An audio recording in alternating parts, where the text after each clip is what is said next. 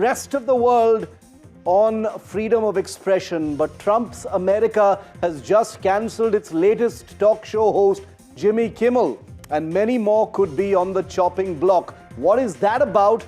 We will be decoding that. But I'm starting tonight with a big headline that's come in just before primetime hit, in a big relief and a vindication for the Adani Group.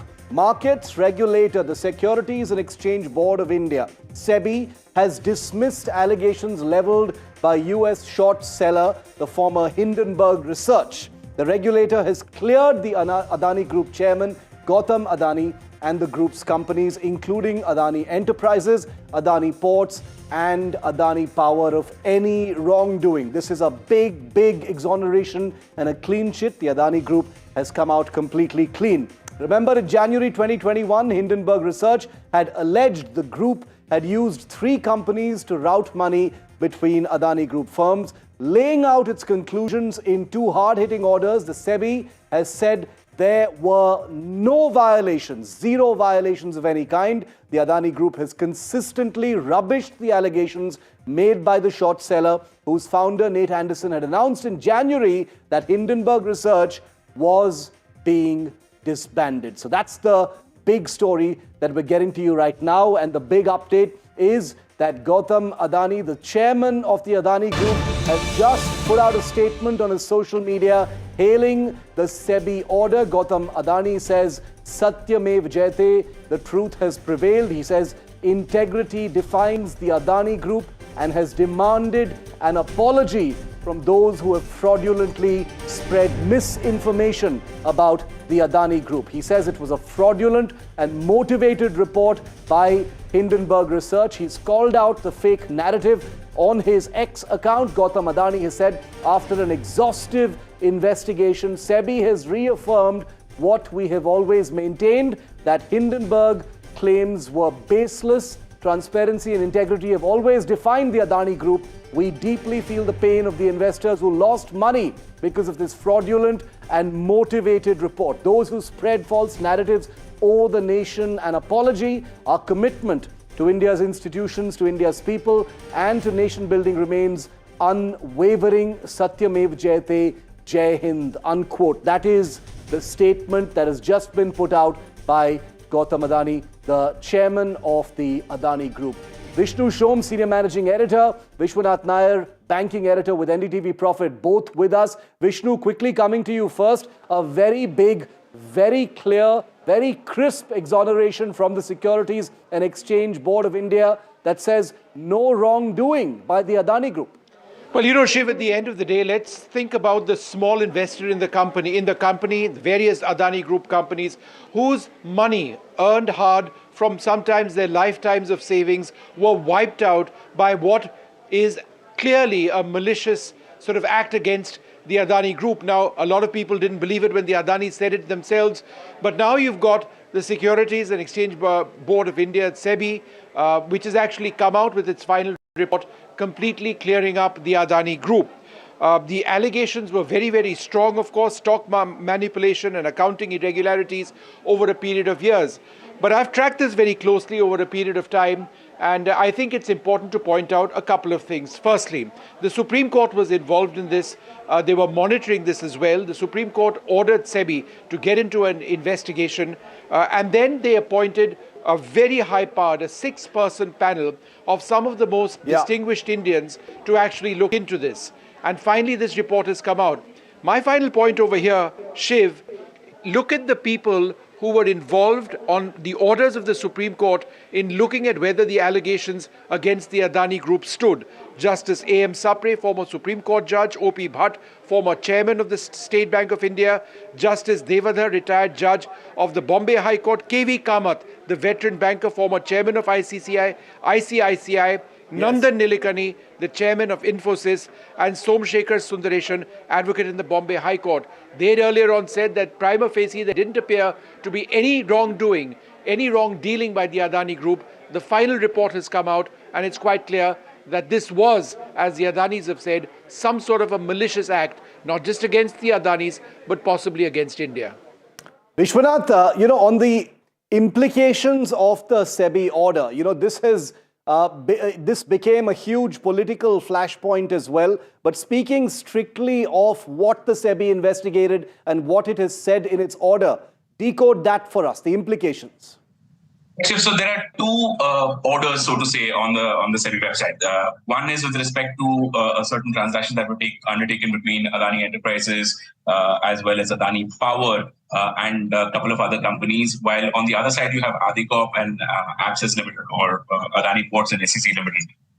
These two set of transactions, the allegations were that money was being routed through group companies back into these companies, and related party transactions were not being disclosed to the market as well as the market regulator. What SEBI has found out is that there's been actually no related party transaction basis the definition that existed before April of 2023, because you can only verify a transaction on the basis of the existing rules that apply to it. You cannot retrospectively apply rules because rules did undergo a change in April of 2023. So before that, the related party transactions rules do not classify these as RPT or related party. In fact, what SEBI has also noted is that there is actually no fraudulent activity that has been going on. All the money that was given from one company to another was returned in time, with thorough interest. No market manipulation has happened. These are all findings that SEBI has pointed out in its order. And it's very, very clear then, from SEBI's point of view, this matter has come to an end. It has not found any weight in the allegations made by Hindenburg. Vishnu, the political implications of this, we have to talk about that as well, given that the Hindenburg report that has been completely debunked by a series of investigations, and notably this SEBI order as well, will have implications, because politically speaking, so much propaganda, so much crossfire took place on this one report. Well, this was one of the most heated sessions that we've ever seen, possibly in the history of India's parliament, when the opposition, led by the Congress party, the Trinamool Congress, they hit out at the BJP. They accused the BJP and the Prime Minister of shielding the Adani Group. And now you've come out with this report. And the question which needs to be asked is this: in as much as questions have been asked in the past targeting the Adani Group, now that this report is out, will the same opposition parties and leaders actually say that no, SEBI is above board, that this was a Supreme Court mandated order, it was a Supreme Court monitored process as well, and therefore are all institutions in this country wrong? Is the Supreme Court wrong? Is SEBI wrong? Is the order wrong? Is everything wrong? This is a legal process that's gone on. It's gone on for a process of time. In your previous question to me, I identified the key individuals, some of the most distinguished in India, who are a part of this. I think at the end of the day, this entire sordid chapter needs to be laid to rest.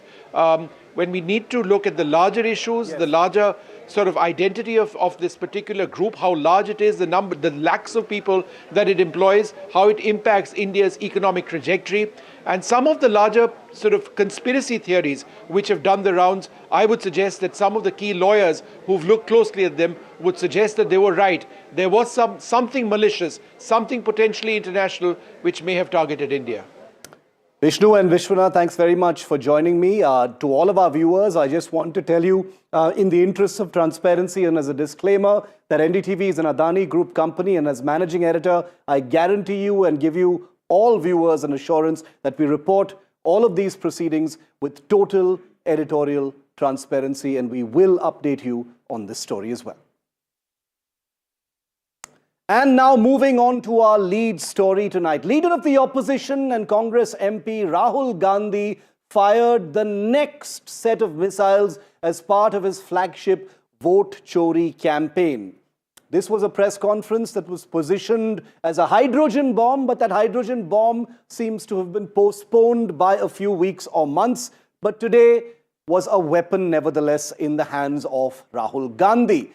Will this charge ring with voters is the question we're asking today, because both at 9 p.m. with Padmaja and then at 10 p.m. with Vishnu right here on NDTV, we will be going into the nuts and bolts of the allegations made by Rahul Gandhi. But over the last few weeks, as you know, Rahul Gandhi has been firing document after document to suggest that the entire electoral process is rigged and vote chori or vote theft is taking place in the country. We have debunked many of those claims. But tonight on India Matters, the question is not about the veracity of the allegations or the data, about whether vote chori as a proposition is resonating and echoing with the voting public in India. Additions and deletions have been made as part of a charge by Rahul Gandhi. This is a showdown that is escalating now. The Election Commission has hit back at Rahul Gandhi, as it was expected to do, called his charges baseless. Rahul Gandhi has alleged fraud, and the BJP has hit back. It's a familiar flashpoint over one of the biggest allegations, and one that Rahul Gandhi has made his flagship issue this election season, vote chori. It's a direct attack also on the Election Commissioner, where his resignation is being demanded by the entire Congress-supported ecosystem. Take a look. पहले presentation में मैंने addition दिखाया था, अब हमने deletion दिखाया है। आए तो धमाका करने थे, लेकिन ड्रामा करके चले गए। देश के कॉन्स्टिट्यूशन की रक्षा कर रहा हूं, संविधान की रक्षा कर रहा हूं।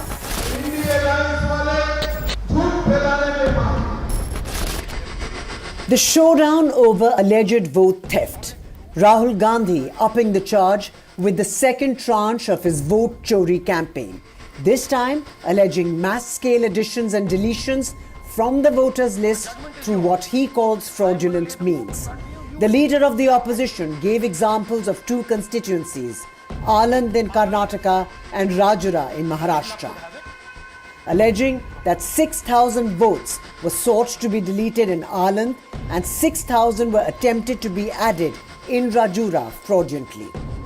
So a software is picking up the first name in the booth and using it to delete voters. So someone ran an automated program that ensured the first voter of the booth was the applicant. That same person got cell phones from outside the state, used them to file the applications. And we are pretty certain that this was done in a centralized manner, and it was done at scale. This was not done in a, at a worker level. This was done at a call center level. That's our candidate. He also brought some people to his interaction and said their numbers were used to delete voter IDs. The Election Commission has hit back at Rahul Gandhi, calling the charges baseless and false. The poll panel maintained that no online deletions are possible and voters can't be deleted without hearing the concerned persons. The BJP came out all guns, the leader of the opposition, with Home Minister leading the charge.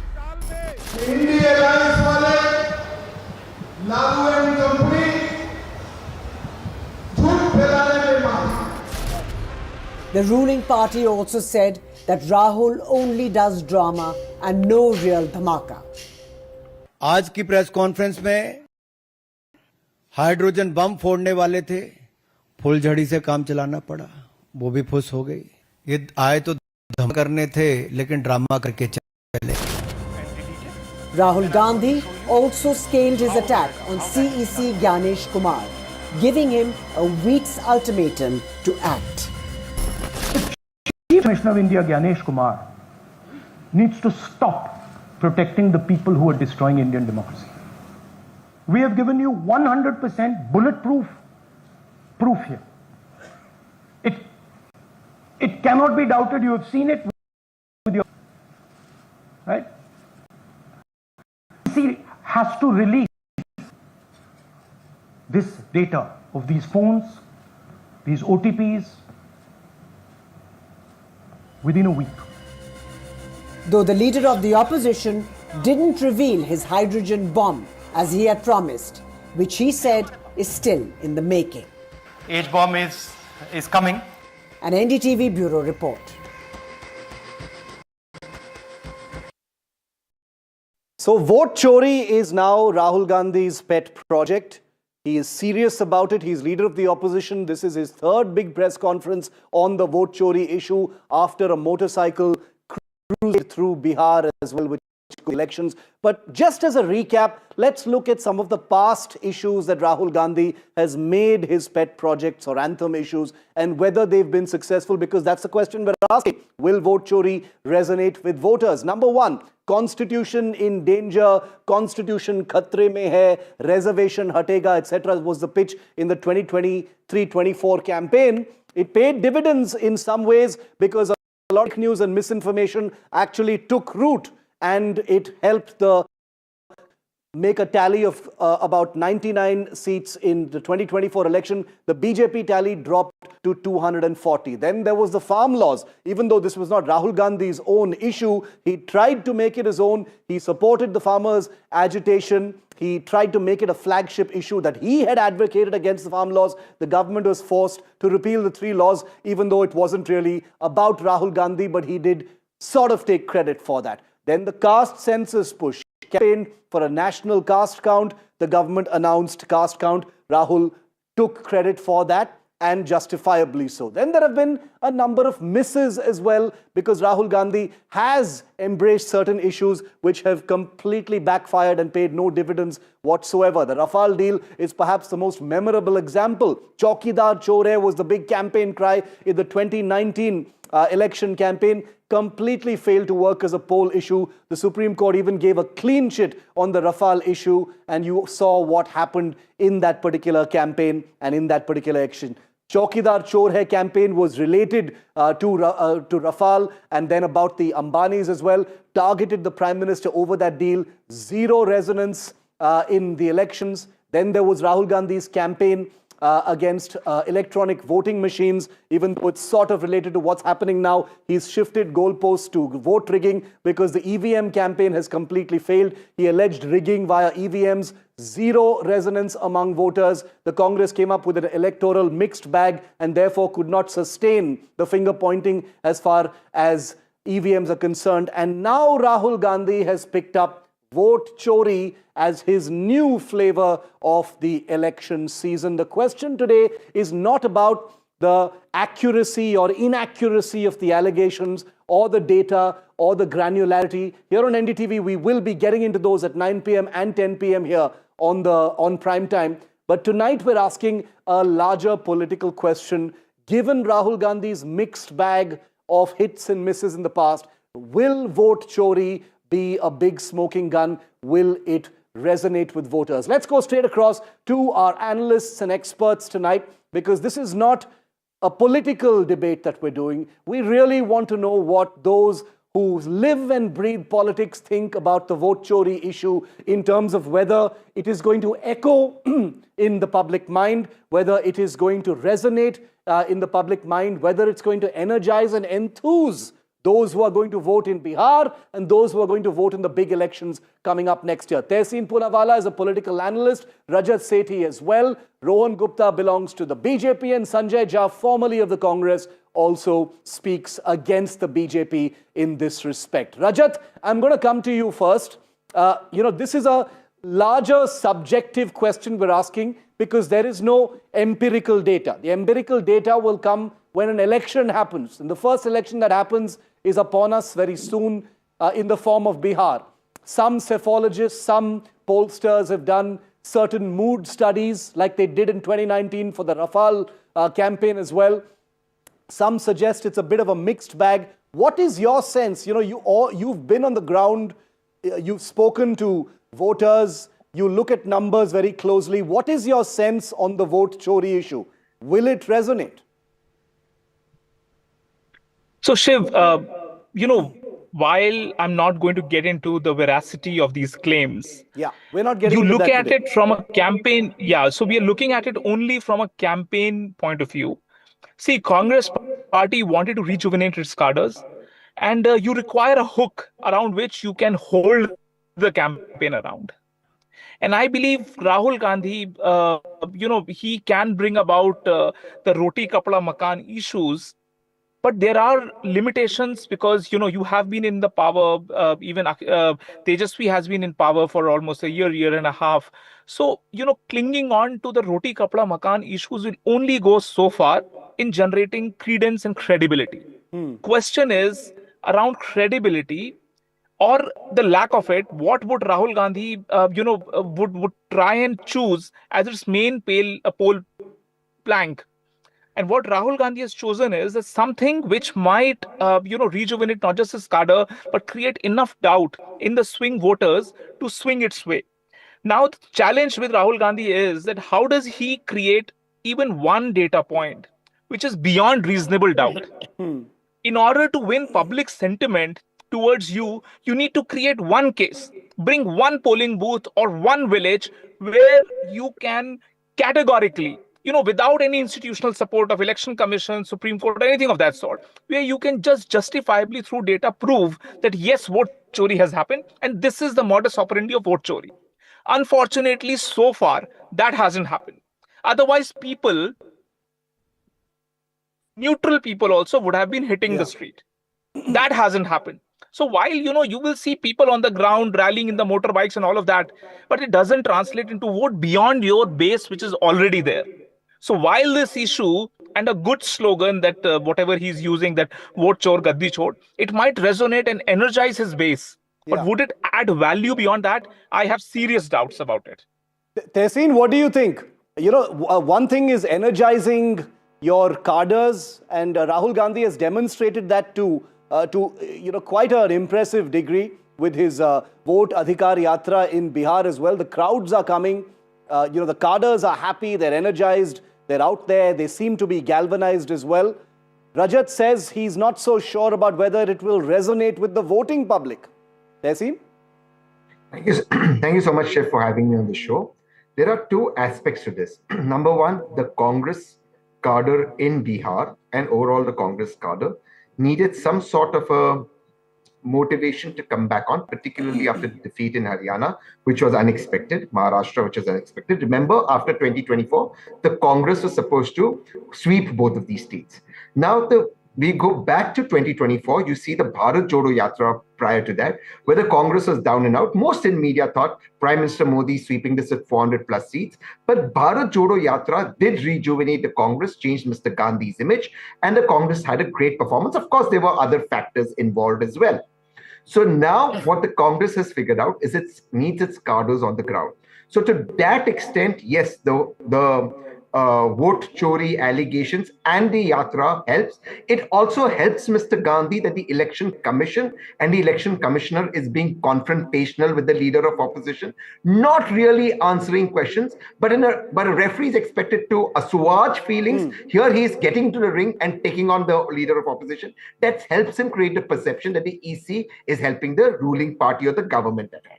Will this alone translate to a victory? No, it won't. And I've told this to the Congress.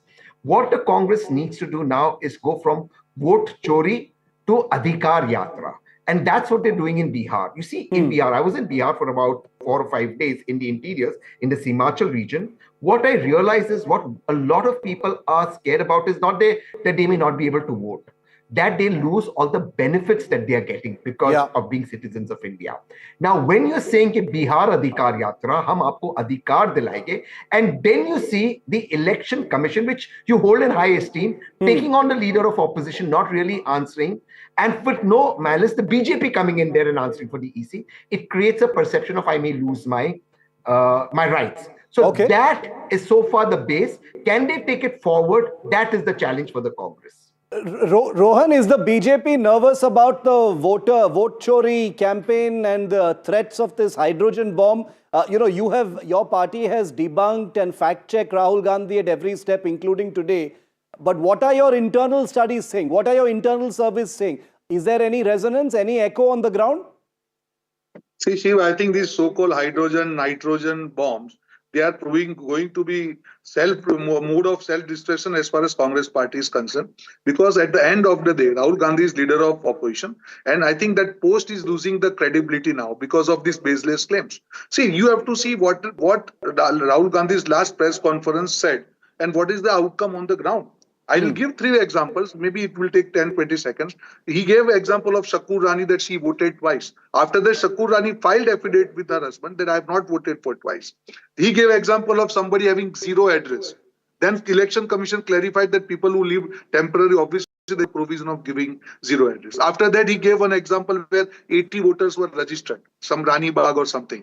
It came out that there were tenants and they were shifting the place, and because of the migration, they continued voting. So if the claims which you have made last time, whatever bomb, I don't know the name of bomb, if all the claims which were made then, if on verification they are not proved right, what kind of credibility you are talking? Vote chori maybe as a word it will look a good campaign, but whom it is touching? My friend gave example of Bihar. In Bihar, after SIR, 7 crore 24 lakh voters got their name in the electoral roll. And another 65 lakh people who were not part of the electoral, the list was given to Congress party and their agents. Till now, they have not able to file a single complaint against that. To whom this campaign is touching? The people whose names are already there in voter list, 7 crore 24 lakhs, they are happy. The people who are 65 lakhs, the Congress party is not able to take a single name.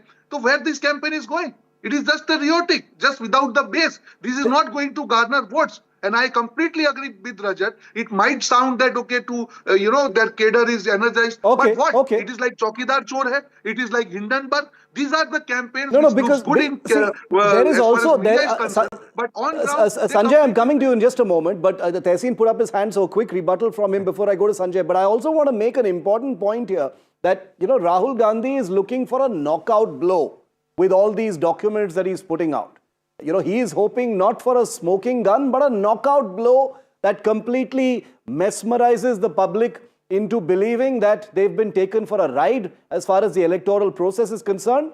And therefore, voting for the Congress is going to be the only way out. Because remember, the Congress is not boycotting the election. They're just saying the election has been hijacked. Tehseen, you want to come in also because Tejasvi Yadav, who's been riding on that motorcycle with Rahul Gandhi, is conspicuously not mentioning vote chori at all in all his public meetings and rallies.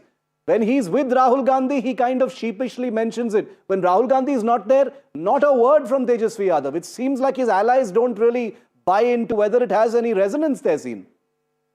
So let me just, one thing my friend Rohan said, because this was not a technical debate, but the Congress and the RJD have filed 70,000 affidavits on those 65 lakhs names that were deleted. A lot of that were filed from areas that they felt affected their core voters. I'm aware of this personally. Secondly, on the zero address thing, the Election Commission gave its explanation, but has not been able to explain that if addresses are zero, why does no Aadhaar card have zero? Aadhaar is proof of identity and residence, not proof of citizenship. So the Election Commission is not helping itself. But let me not get into a technical debate. This is not a technical debate. I do agree with you. This has to go beyond the vote chori. And to that extent, now Tejasvi has taken this further to Bihar Adhikar Yatra. There we will give you your rights are being taken away. So that has been the shift, the paradigm shift. But the RJD does believe on the ground that they were denied a victory in some areas in the last election. But then why isn't Tejasvi picking that up in a more enthusiastic way? He's completely avoiding saying it. Because Rajat is right. And I've told this to the Congress. Just the vote chori will not help it win. Vote chori plus you will lose your rights, and we will give you your rights, including your rights to your welfareism. It has to be a plus. Sanjay, go ahead, make your point. Yeah.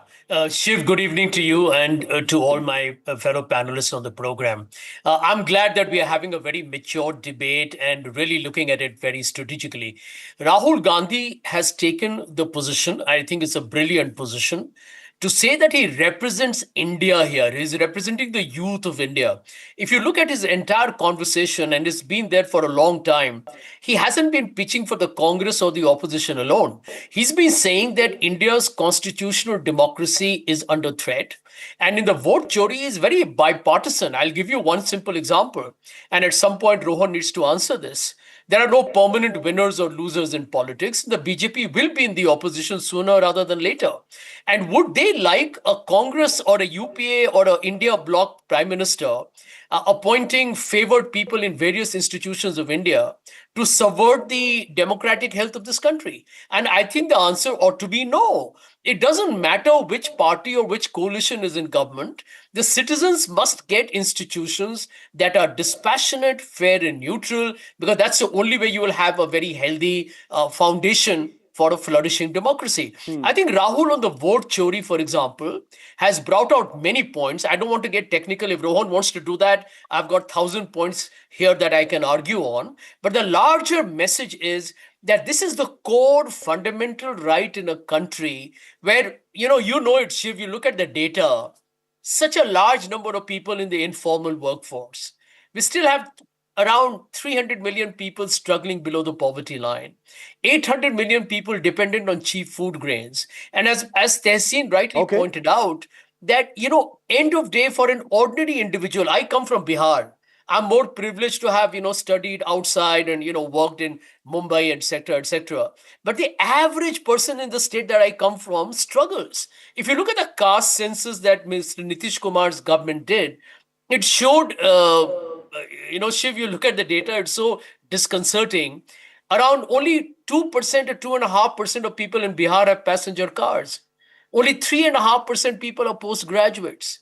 And it's hard, right? Because it's a very agrarian economy. There's an absence of industry. So I think in the vote chori, Rahul Gandhi is basically not just talking to the people of Bihar. He's telling people today in his press conference that I heard, he's telling everybody in this country, we need healthy, neutral institutions that are not being bullied by their political masters. But there is an election coming, and ultimately the question is going to be not a philosophical one. Is it going to be enough to actually win those votes as well? Rohan and Rajat both want to respond to Sanjay. Rohan quickly first and then Rajat. Rohan. See, my friends Sanjay and Tehseen, both of them, they agreed to one point, that vote chori cannot be the central narrative. And that's why the reason I think they are not part of the Congress, because they won't be hurt. And that's why in Bihar, because I am in Bihar in war room, they have given easy win for BJP. I am telling you today. They have gifted BJP and NDA easy win, making vote chori a central campaign because it is not resonating with the people. And my friend Sanjay also has to talk about everything except vote chori, because he also knows there is no merits in the case. If there are merits, if there is a bit of substance, why Rahul Gandhi ji is not saying that he will take legal action? Why no legal action then? Why is afraid of taking legal action? If there is iota of truth in whatever he's saying, why is he afraid of taking legal action? It will become a national issue. Everybody will support. See, finding out anomalies in voter list doesn't prove that that's a vote chori. That is precisely what... Let Rajat come in and then I'll get Sanjay to respond to both. Rajat. So Shiv, very quickly, see, in any election campaign, and we are not going on to, the merit of this issue right at the outset, I've said that. We're not. See, in any election issue, you have to be very careful that you have to be a David in that campaign. You cannot be seen as a Goliath. But in this framing, that for 7 years in a pitch perfect manner, it's only now that things have gone awry. That doesn't cut ice. And this is my fundamental problem, that you have been a princeling. For 70 years, your party and your family has ruled this country, and you've seen how election commission and election commissioners, EC after EC were compromised. You had, likes of Naveen Chawla and so many others who were compromised to the hilt. You cannot suddenly come out and adopt the role of being a David in this battle. You want to do it. We can all see through it that you are trying to do that. See that there are bigger powers who are controlling it. I can't do. I'm such a poor person on the ground, struggling with all of you for every voting right. I hear your cut ice with Rajat, I hear your point. Tehseen, you want to come in? You've raised your hand because this is actually a familiar situation. In 2019, the entire Chaukidar Chore campaign was kind of roundly rejected, because Rahul Gandhi wasn't really in a position to be an anti-corruption mascot. And Rajat seems to suggest the same. He says, after being in power for so long through your family, you can't project yourself as a messiah to repair the electoral system that you've enjoyed for decades. Again, I'd like to divide the two respectfully. Allegations of corruption don't stick on the prime minister. It's like on the prime minister. It's like water on a duck's back. It won't stick. That is wrong. In this particular case, there is a difference. He's not attacking the prime minister. No, but he's pegging this also on the prime minister, Tehseen. He names him repeatedly. Which may be fine, but he's saying there's an institutional lacuna which the BJP is helping him. For example, when a member of parliament, Anurag Thakur, comes out and says, oh, you've identified one assembly or 6 assemblies where things have gone wrong. We've identified 6 Lok Sabha constituencies where things have gone wrong. The common man says, hey, you're in government, fix it. Now, the argument that Rajat makes is that Mr. Gandhi's family has been in power. All right. And therefore, they are out of power for the last 11 years for you to fix the system. The two negatives don't make a positive. You can't blame this now, Mr. Gandhi, that because your grandfather or grandmother or your father's been in government, you will not fix the system. Now we'll allow the system. So I think, and then again, it's not about vote chori. It's about losing the welfare that they're getting is what's scaring the people of Bihar. They think they'll lose their welfareism. They're not going to think Indira Gandhi ne vote chori ki. That's not, it doesn't work like that. Sanjay, 30 seconds left. You can have the last word. Sanjay, go ahead. Will this resonate with voters? You know, the rightness, wrongness, etc. will only be tested in an election result. Let me tell you, Shiv, it already is an extraordinary success. I'll agree that not one issue is never enough, but it has got a massive head start for the India Alliance. 2 quick points. Credibility. Why is the Election Commission issue really caught the public imagination beyond Bihar? Because everybody's seen the way ED has been abused. Look at what the Supreme Court had to say about the ED. Why are you becoming, taking political positions? Why are you behaving like a crook? That's the language of the Supreme Court on the ED. And the people have seen this whole washing machine, Operation Lotus, hijacking of MLAs. It's damaged the BJP's perception across the board. Number 2, I think this is crucial because you know, when you said that why is Tejasvi not doing enough, he is doing quite a bit, even on vote chori. But this is what the India Alliance has got right in Bihar. Corruption is a big issue. 15 bridges collapsing in a month is a big issue. Unemployment is a massive challenge. Law and order in Patna, where I have been there for a few years in my early years, is in shambles. So Bihar, I think, is being fought in a very interesting way by the India Alliance. And Tejasvi is definitely the chief ministerial candidate. As I always say, we can analyze these things till kingdom come, but ultimately the barometer, the real test will be in the elections themselves. We won't have to wait very long. Rohan, apologies, we're completely out of time. But I suspect that, you know, with whatever bomb is coming next, the hydrogen bomb was supposed to come today, but it didn't. We'll have to wait for that. But we'll be debating this quite a bit more. Thanks very much, Tehseen, Rajat, Sanjay, and Rohan for being with me on discussion number 1 here on India Matters. The land of the free, the self-appointed pulpit of liberty, the country that files reports every year admonishing others, including us, for muzzling dissent and crushing protests, has just yanked one of its most popular late-night talk show hosts off the air. Jimmy Kimmel, known for baiting Trump each night, was pulled hours after he went after the MAGA crowd in the wake of influencer activist Charlie Kirk's killing. That's right, Jimmy Kimmel, one of the most popular television stars in the US, has been pulled off the air. The US networks want us to believe it's about ratings and performance and popularity, but the timing speaks louder than any performance sheet. Jimmy Kimmel isn't unusual television fare in American culture. Late-night hosts have always roasted presidents. They always will. Yet Jimmy Kimmel is the second wicket to fall after Stephen Colbert got his final countdown earlier this year. His show ends next year. And Trump wasted no time in using Jimmy Kimmel's cancellation to attack 2 other American late-night hosts, both very popular, Jimmy Fallon and Seth Meyers. What's fascinating is that Donald Trump, who once sat through an absolutely brutal Comedy Central roast in 2011. You can go and see it on YouTube. You wouldn't believe it. Laughing while celebrities tore him apart in the most brutal manner, is suddenly all thin-skinned as a politician. What's changed is not Trump's sense of humor, which I can assure you is intact. It's the appetite of his ravenous MAGA base. There's no space for dissent in today's America. No oxygen for it either. Hundreds who mocked Charlie Kirk's death, tasteless and absolutely unforgivable as it certainly was, have been hounded until their employers fired them. The irony is that Charlie Kirk himself believed in engaging with opponents who virulently disagreed with him, not cancelling them, to his last day literally. That's today's America, a country that still sermonizes the world on freedom of thought, but has made it state policy that anyone who disagrees with the man in the White House must lose their jobs and feel real pain. That is not freedom, that is the hypocrisy of America's so-called free speech. American comedian Jimmy Kimmel has become the latest victim of cancel culture. Why? Because he accused MAGA of capitalizing on the assassination of right-wing influencer Charlie Kirk. The ABC network has now suspended Kimmel's late-night show. President Donald Trump quickly applauded the move, calling it great news for America and praised ABC for showing courage.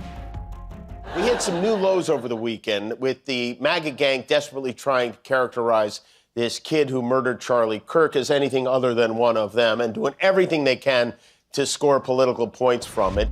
The backlash was swift. Kimmel's monologue criticizing Republican reaction sparked outrage across Trump's base. Just hours later, ABC, owned by Disney, pulled the plug, following threats from FCC Chairman Brendan Carr to take action against the network. Trump has long pushed broadcasters to silence voices critical of him. His influence is now being felt yet again. Just weeks ago, CBS cancelled The Late Show with Stephen Colbert, officially citing financial reasons. Yet many see this as a move to curry favor with the White House. It seems Charlie Kirk wasn't a fan of Kimmel either, as old comments from 2017 surfaced, where the right-wing influencer said, "Jimmy Kimmel isn't funny."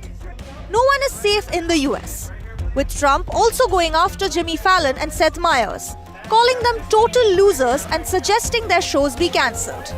Now, many are asking, is this the end of late-night satire in America? Disha Bagchi for NDTV. And Trump's war on freedom of speech, the media, television hosts, the Jimmy Kimmels of the world is hardly new, and it's very much part of Trump's world and it's Trump's brand of politics. In 2025, this year, Jimmy Kimmel is only the latest. His show is off the air over comments on Charlie Kirk. Trump celebrates, says Kimmel has zero talent. That's what he said on his Truth Social account, and has now slapped a $15 billion suit on New York Times over the reporting by that newspaper on the Epstein case on Trump. He has pushed the Department of Justice to probe journalists over leaks as well. Last year, Trump sued major media houses, including the Wall Street Journal, for defamation. He has praised autocrats like Putin and Kim Jong-un, who routinely censor the media. He's called for the cancellation of broadcast licenses for what he calls fake news or anything that is not convenient to his narrative. In 2020, he was accused of encouraging violence against protesters and reporters, attempted to ban TikTok over political criticism fears. In 2019, blocked critics on Twitter. Court ruled it unconstitutional while he was president. In 2018, he called journalists enemies of the people. 2016, tried to weaken libel laws to sue media and news outlets easily. So this is a part of the Trump persona that has become very familiar and very appealing, really, to his MAGA base. Listen in to what Trump has just said on precisely what we're talking about. Well, Jimmy Kimmel was fired because he had bad ratings more than anything else, and he said a horrible thing about a great gentleman known as Charlie Kirk. And Jimmy Kimmel is not a talented person. He had very bad ratings, and they should have fired him a long time ago. So, you can call that free speech or not. He was fired for lack of talent. All right, joining me live now is Indian comic and writer Radhika Vaz. Adele Malka Nazarian is a US podcaster and host. Thanks very much, Radhika and Adele, for being with me on this. It was Stephen Colbert earlier this year. It's Jimmy Kimmel now. Jimmy Fallon and Seth Meyers, are already on target by Trump in his reaction. You've just heard Trump talk about Jimmy Kimmel as well. Radhika, your first impressions of this? We all know Trump, and I know, Radhika, that you've seen the roast of Donald Trump on Comedy Central over a decade ago. It was one of the most brutal roasts, and Trump is known to be someone who has a sense of humor, but as a politician and a president, it seems to be just the opposite, and freedom of speech has taken a big hit. What do you think, Radhika? I don't think it's so surprising. He wasn't a politician then. He was an entertainer, and entertainers have to sit through roasts and enjoy it because it helps their own ratings. I think he was already on Apprentice, like that was his show, and he needed to prove that he was cool with everybody, and he did it. He did that.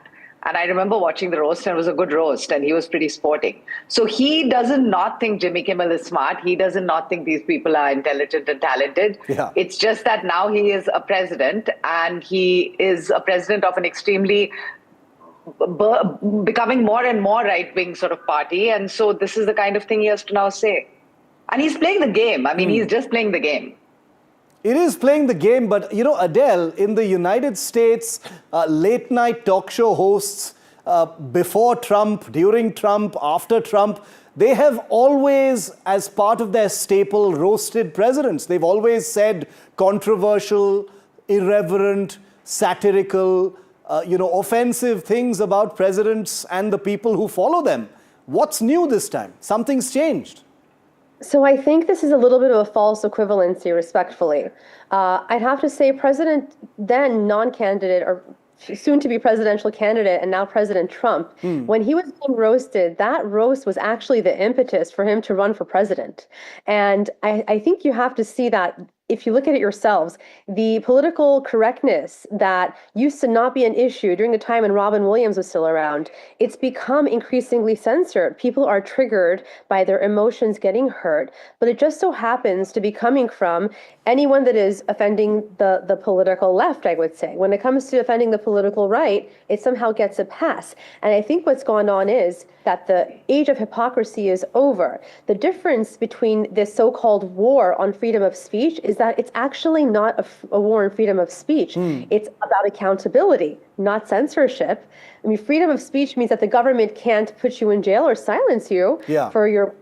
And Jimmy Kimmel isn't sitting in a jail cell right now. He has every right to speak his mind, as ugly as it may be, post whatever he wants. What happens, though, in a private corporation, which is how he was airing his thoughts on a private platform, right? That crossed the company's standards. And it was really fresh. And honestly, even if it was, God forbid, Greta Thunberg, like, no one should ever, who's been assassinated, be treated this way. It's horrible. So I understand it's about accountability, in my opinion. I just want to say one thing in response to that. Jimmy Kimmel did not make a joke about Kirk. Go ahead, Radhika. He didn't make a joke about Kirk. He didn't make an obnoxious joke about Kirk. He made a comment that said that the MAGA voters were trying to position the guy who killed Charlie Kirk as a left-leaning, liberal, far left, whatever, but actually they're just distancing themselves from one of their own. So he was, if anything, making fun of MAGA voters. He wasn't making fun of Charlie Kirk at all. That is incorrect. And so, in fact, may I respond to that? Did that actually make it more difficult to digest for Trump and the White House, Adele, in your view? Yeah, probably. It wasn't about making fun of Trump, but making fun of his base, which is worse. I don't really think it's about that. I think that if anyone actually did the background on this, they would see that the alleged assassin actually came from a Republican conservative family, but he himself was no longer a conservative. He was actually a progressive. And he actually was even living with or in a partnership with a trans gentleman. So in that case, no, this is misinformation being spread and to basically indirectly incite violence against the so-called MAGA base. And I have to say, Trump's base isn't all, it's MAGA, yes, but it's also moderates. It's also people who are Democrats who have crossed over because they no longer find the Democratic Party to be their home ideologically. Yep. And also what Kimmel said was an incitement indirectly. But once again, he's not sitting in a jail cell. He just happened to have to be held accountable for his actions. So it was very poor taste. Yeah. I hear you. Dating a transgender man or woman does not make you politically anything. That's just your choice of who you wish to be with. It actually has, believe it or not, It does, actually. It does, because there is a clear line between people who, because it has to do with an ideology. I have so many gay friends who are Republican. But why? It doesn't mean anything. I have gay friends who are Republicans too. But so exactly, so a gay man can date a transgender person and still be Republican, can still be far right. Yeah, it doesn't matter. This guy, I'm not going to call him a gentleman because he's a very, very mentally disturbed person who committed an egregious crime, whatever it was, he needs God in his life. And honestly, he is not a conservative. I can tell you that. Whatever it was, he was a progressive individual. And late night hosts who are of more liberal persuasion can try all they want to paint this guy as being a MAGA Republican, but he was the furthest thing from that. And he was antithetical to what Charlie Kirk preached, which was to use nonviolence and logic and common sense to make your arguments. And I think that's why there was such a backlash against people getting fired across different employment platforms because of the way that they were joyous. So you're saying this was about misinformation, it wasn't a freedom of speech issue. But then it brings me back to the point, Adele, and Radhika, I'll bring this to you. The word intolerance, we use the word intolerance a lot. And this brings me back to where I started this debate, because America routinely lectures the rest of the world when it comes to, tolerating dissent and the right to offend and say things that you disagree about. Charlie Kirk was, in the middle of a crowd that disagreed with him as well. Do you think that's what this is about? A very polarized, sort of bristling, hyper atmosphere where the slightest bit of disagreement means you've got to bring out all your big guns. You've seen Trump react to the Jimmy Kimmel cancellation by going after Jimmy Fallon and Seth Meyers separately now. Look, I think what has happened is, sorry if I may. Radhika. Yeah, no, go ahead. No, it's okay. Don't worry. No, listen, I'm a comedian. I live in India. Yeah. I lived in the US for a long time. I go back there frequently. I think the issue for me is it's this business of accountability. Who's in charge of telling us what we can joke about and what we can't? I stand by the fact that Jimmy did not actually joke about a dead person. He did not in any way mock Charlie Kirk. That is not what happened. He mocked someone else. And that someone else has the power to make a phone call and frighten the life out of the platform that he was on. Now, we can say that the ratings were bad. We can say all kinds of things. And I don't know the whole thing with late night TV anyway is changing because, like Adele, there are podcasters who are wrapping up the thing that happens at the end of the day. People are self-selecting like micro media that they want to follow. So who knows what's happening with the actual ratings and what's actually happening with late night. That aside, I think the bigger issue is that comedians particularly and artists in general, people who create new things, they don't report on other stuff, right? They take something and then they create something new from it. That's sort of the deal. You can tell them they are wrong. You can disagree with their point of view. Okay. But I think when the president or the government in any country, and it's not just the United States, we live in a country where stuff like this has been happening, when politicians and lawmakers are able to start frightening artists into self-censoring, we're on thin ice culturally, I feel. Okay. That's my opinion on a broader picture, not on 15 seconds, Adele. Last word to you. Thank you, Radhika. Thank you, everyone. I think this really exposes a cultural sickness. Culturally, America is so divided more than ever before. Yeah. And to celebrate anyone's murder, honestly, unless it's a Hitler or, a Mussolini or someone who's literally killing people who are innocent, right? It's unjustified. Okay. And I'm going to say, Kimmel can say whatever he wants, but he also has to realize there's going to be consequences. And that's where it goes. Freedom of speech is there, but there has to be accountability in return. And I think that's what he received, the accountability end of the stick. Yeah. It's a lot to think about. Thank you very much, Adele. Thank you very much, Radhika. Pleasure having the both of you here on India Matters. Thank you. Okay, and Deepika Padukone finally will not be acting in the sequel to the hugely successful Prabhas starrer Kalki. Kalki 2 will not have Deepika Padukone. A high-profile exit from the sci-fi drama has been announced by the filmmakers. So she is gone. Commitment issues appear to be the reason for this exit from Kalki 2.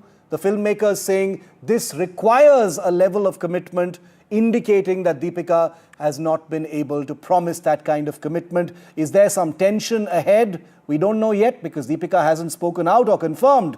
But here's our report. एक जान के अंदर दूसरी जान. It was one of the biggest films of 2024, Kalki 2898 AD. A star-studded spectacle featuring Prabhas, Amitabh Bachchan, Kamal Hassan and Deepika Padukone. But as the sequel plans take shape, there's one name missing, Deepika Padukone. The actress has now been dropped from the sequel after her team made certain demands that didn't sit well with the film's producers. In an ex-post, Vijayanti Movies said they have parted ways with the actor as they were unable to find a partnership for a film that deserves that commitment and much more.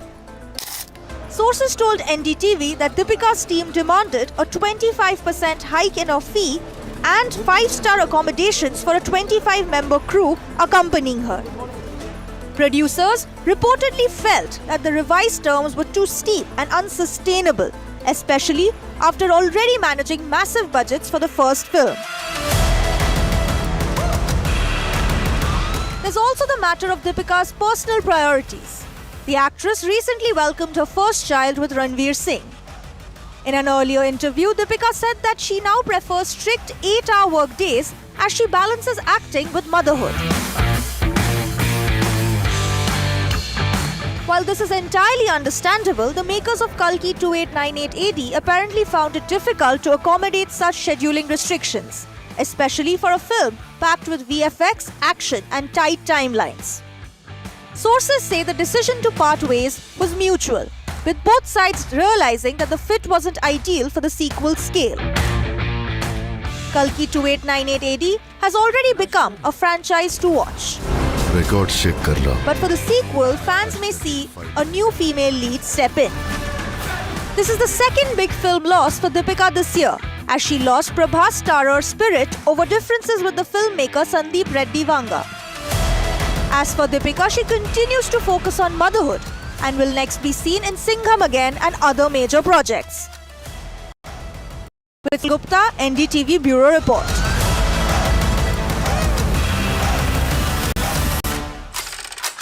That's it on India Matters. The buck stops here with Padmaja Joshi. Comes up next.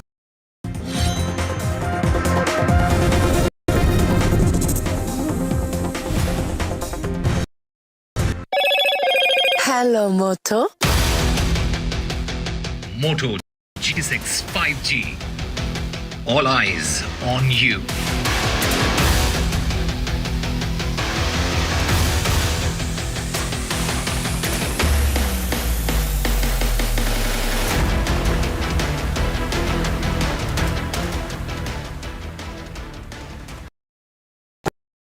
बहू, आज जो कुछ हमारे पास है सब इनकी then है। एक अगरबत्ती की दुकान से इतना बड़ा बिजनेस खड़ा किया। प्रणाम दादाजी। दादाजी, ये तो पुष्पा अगरबत्ती के मालिक हैं, घनश्याम दास। इनके स्टॉक्स में इन्वेस्ट किया था, इसीलिए आज ये सब कुछ है। जो आगे की सोचते हैं, ग्रो करते हैं। Download grow for stocks, mutual funds and IPO। और ये कौन सी कंपनी के मालिक हैं? ये तो दादाजी हैं। प्रतिभूति बाजार में निवेश बाजार जोखिमों के अधीन है। निवेश करने से पहले सभी संबंधित दस्तावेजों को ध्यान से पढ़ें। Finista windows, beautiful and durable designs, installation से मेंटेनेंस की लाइफ लॉन्ग कस्टमर सर्विस। आपके घर में फिनिस्टा नहीं है तो कॉल कीजिए। Find Finer Finesta.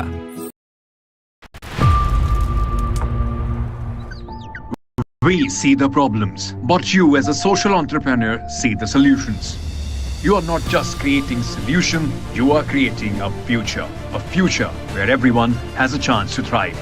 For the change makers, the innovators, the ones building a better world, one solution at a time. The Adani Green Talk Social Impact Awards are created for you. Green Talk Social Impact Awards 2025, coming soon. That's huge. That is a biggie. It's out there. Gold Plus Clear Glass. पार हो या near, सब कुछ दिखे clear.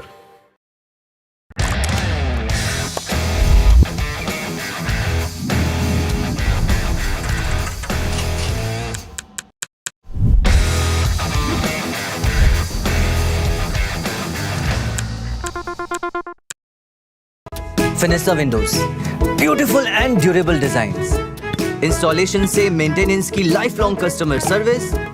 आपके घर में फिनिस्टा नहीं है तो कॉल कीजिए। Fine, finer, Finesta. बहू, आज जो कुछ हमारे पास है सब इनकी देन है। एक अगरबत्ती की दुकान से इतना बड़ा बिजनेस खड़ा किया। प्रणाम दादाजी। दादाजी, ये तो पुष्पा अगरबत्ती के मालिक हैं, घनश्याम दास। इनके स्टॉक्स में इन्वेस्ट किया था, इसीलिए आज ये सब कुछ है। जो आगे की सोचते हैं ग्रो करते हैं। Download grow for stocks, mutual funds and IPO। और ये कौन सी कंपनी के मालिक हैं? ये तो दादाजी हैं। प्रतिभूति बाजार में निवेश बाजार जोखिमों के अधीन है। निवेश करने से पहले सभी संबंधित दस्तावेजों को ध्यान से पढ़ें।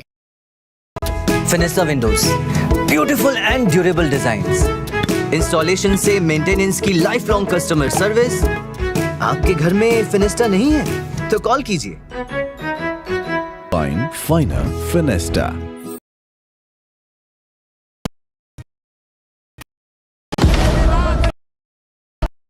And on the biggest stories of the day, the buck stops here. And listen close, because today what we are talking about is a complex issue. It's a technical issue. It's a hugely political issue.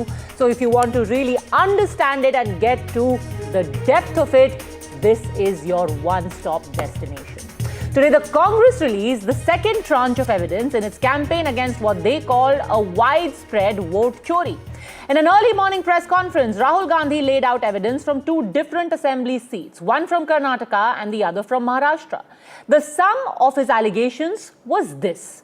In Aland, an assembly seat in North Karnataka, the Congress said that an attempt was made to delete 6,018 voters in 2023. Before the assembly elections took place that year, an attempt was made to delete 6,018 voters.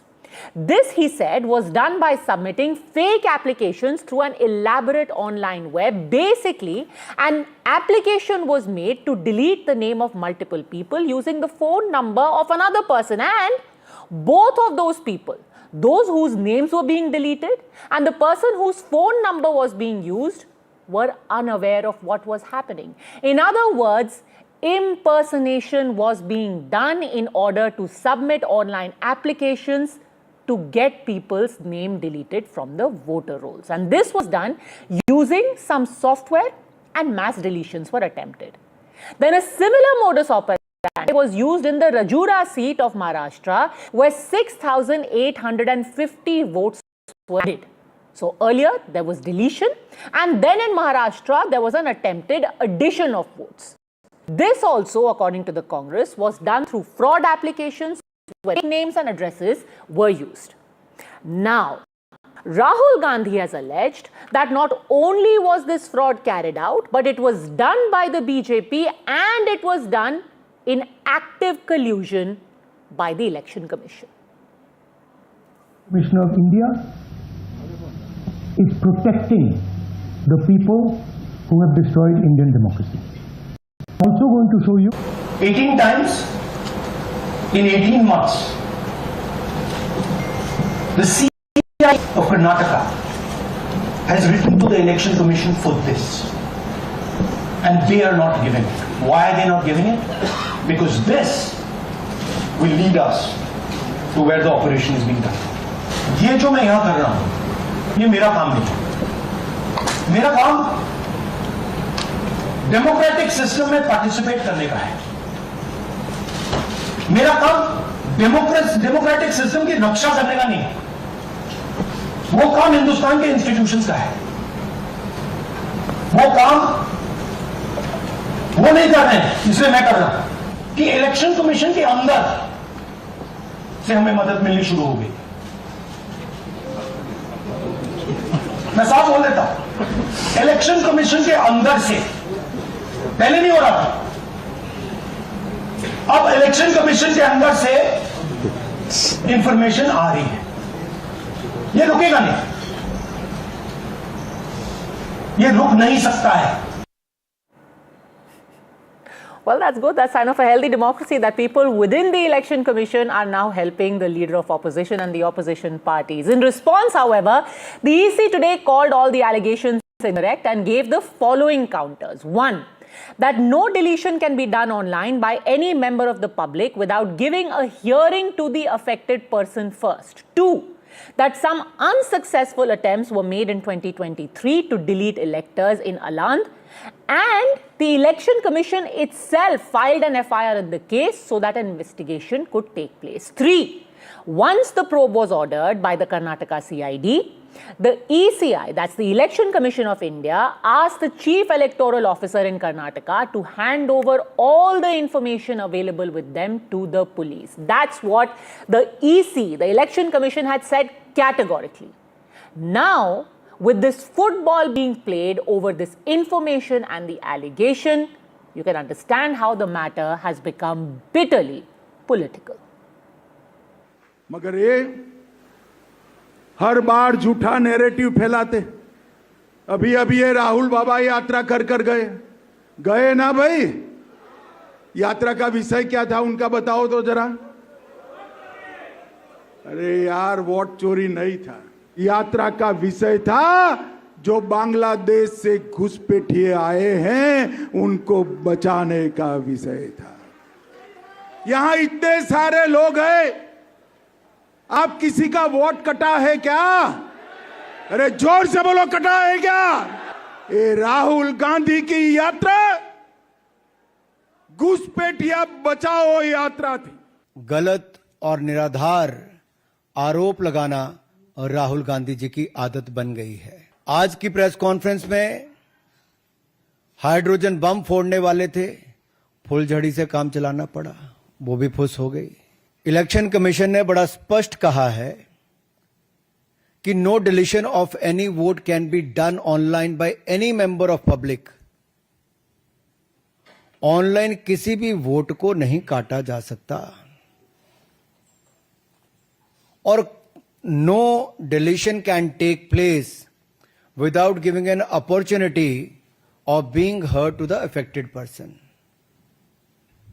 तो बगैर किसी की बात सुने उसका vote नहीं काटते, उस पर निर्णय नहीं करते।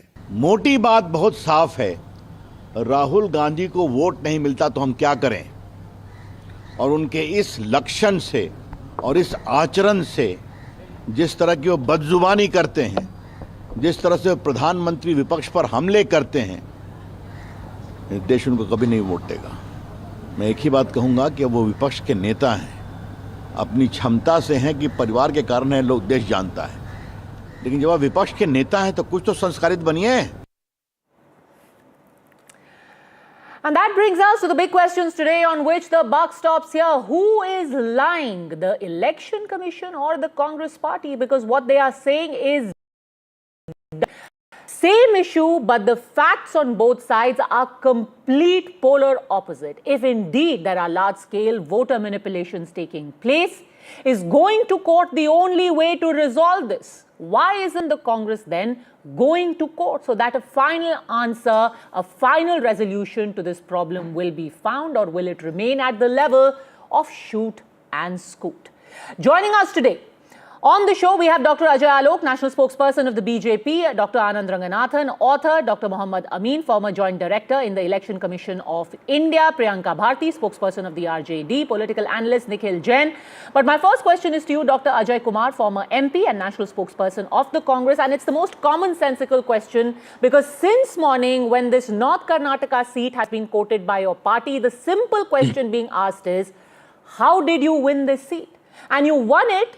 You didn't just win it, you won it by a handsome margin of 10,000 votes. And a small detail that I want to tell our viewers as well. Let's just take a look at the statistics, at what the history of this particular seat in Karnataka has looked like. In Aland, first of all, what were the results like?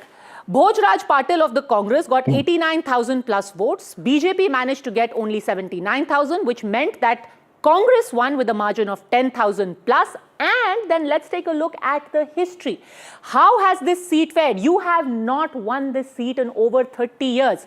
2008, the JDS won it. 2013, Karnataka Janata Paksh of B.S. Yedurappa won it. 2018, again, BJP won it. So 2023, you actually managed a miracle, and yet you say that vote chori was taking place. Doesn't this go against common sense?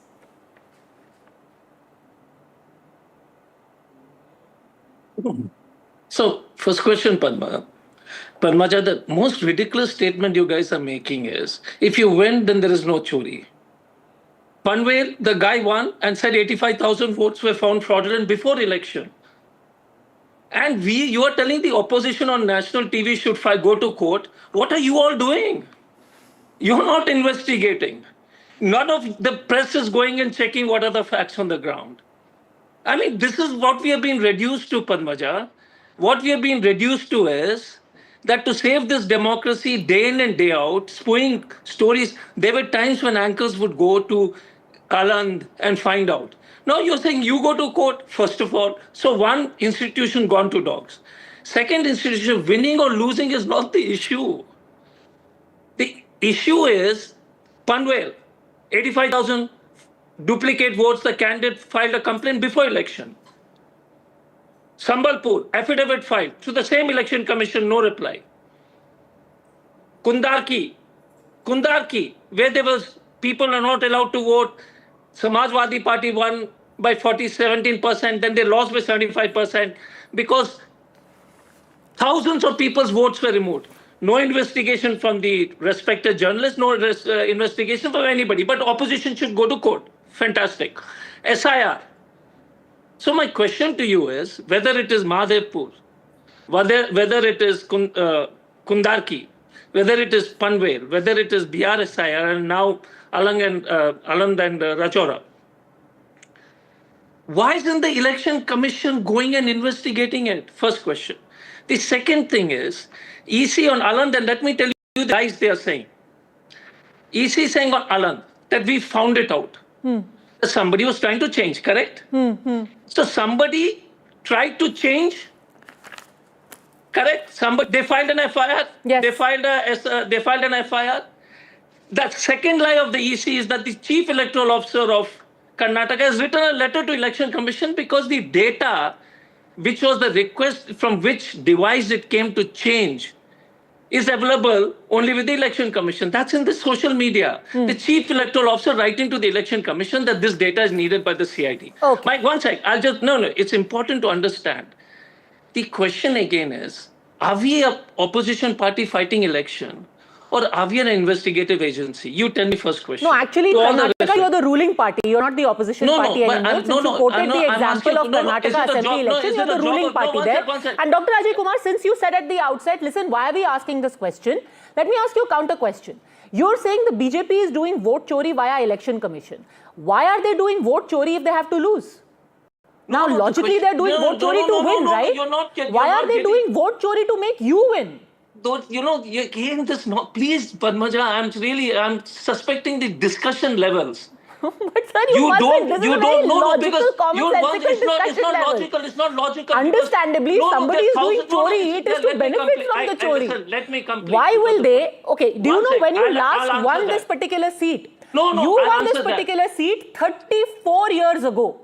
Are you telling me that the BJP via the election commission did chori in Aland in order to hand you a handsome win of 10,000 votes the question after 34 years? I'm asking you a question. I'm asking, we were able to have the bandwidth only to do it for few seats. It takes time.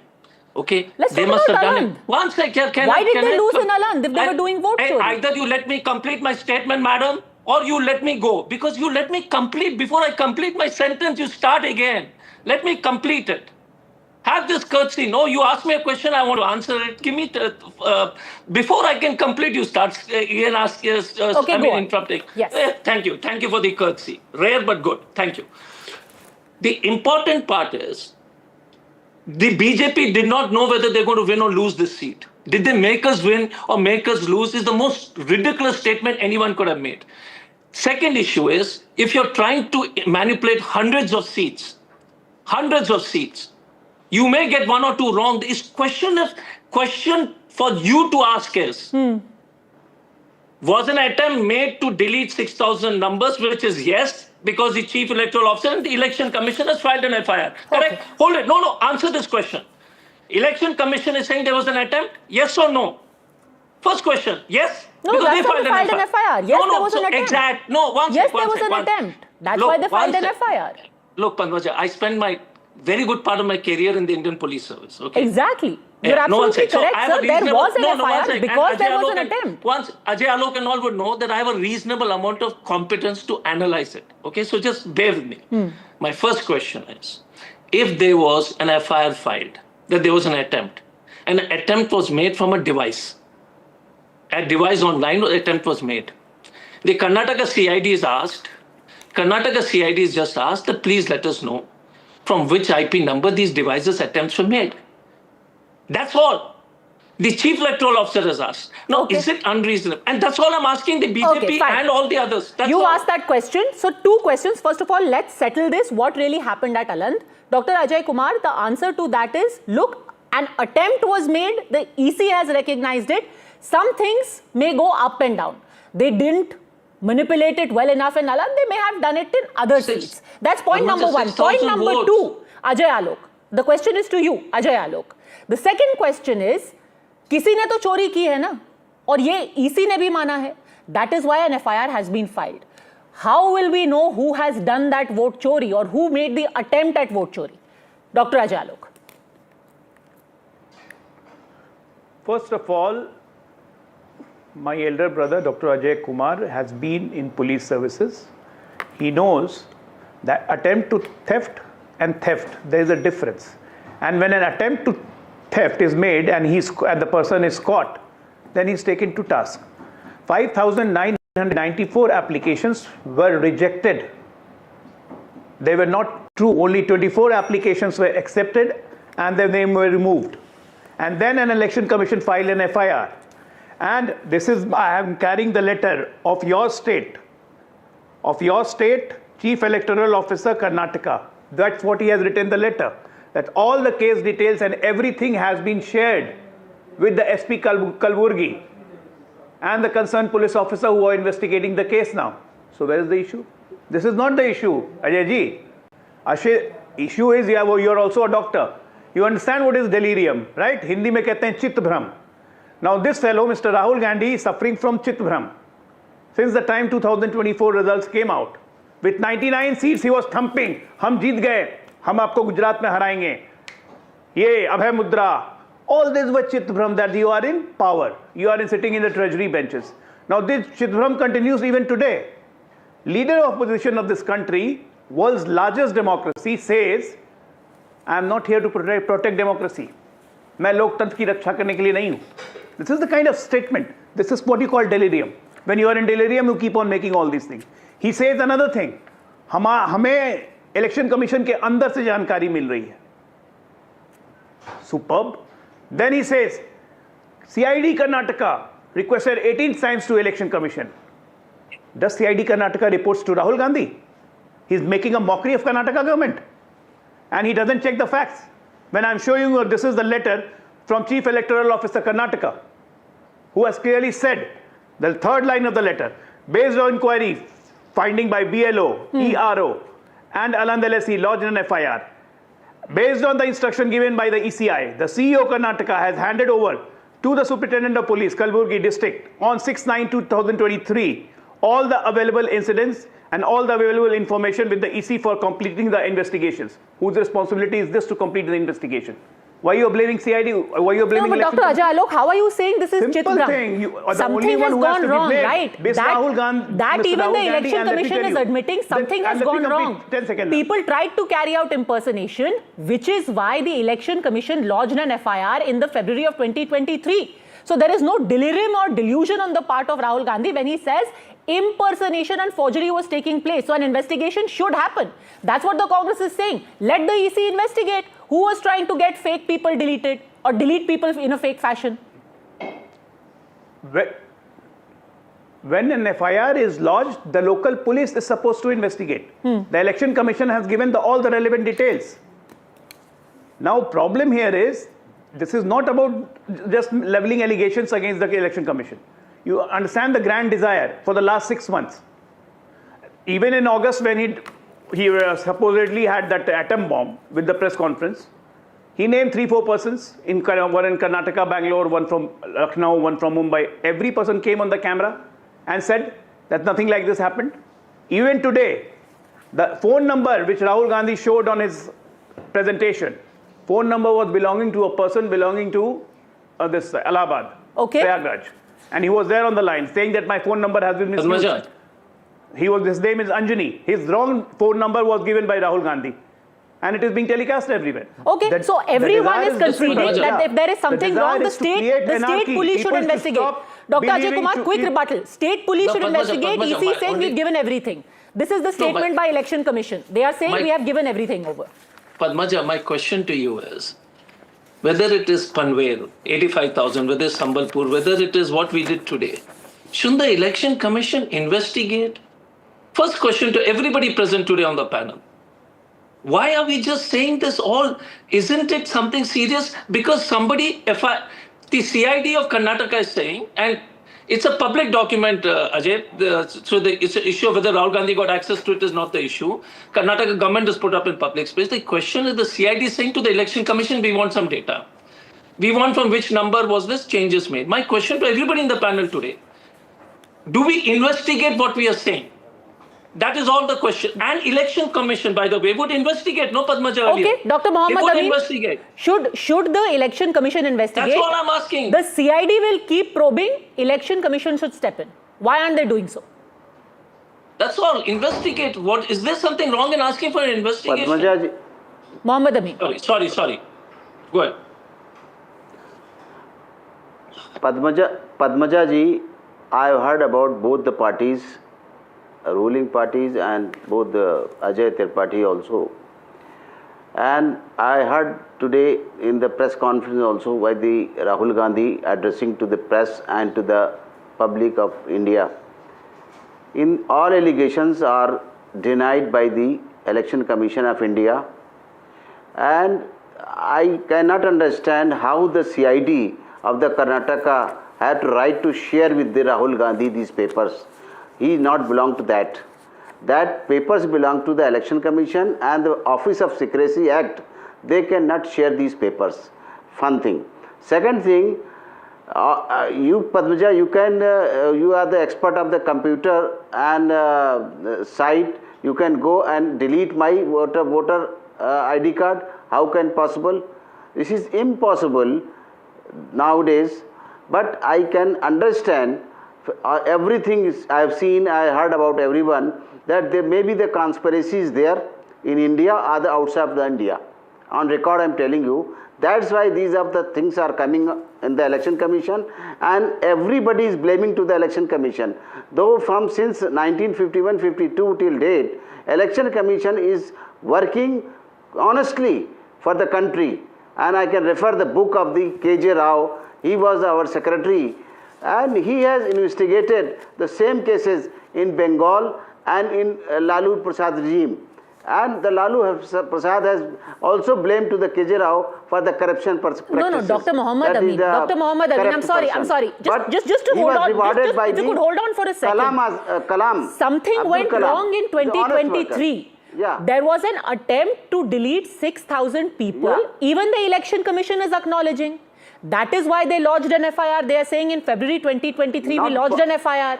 Why aren't they investigating who is this person who tried to delete it? Who was the government in that state?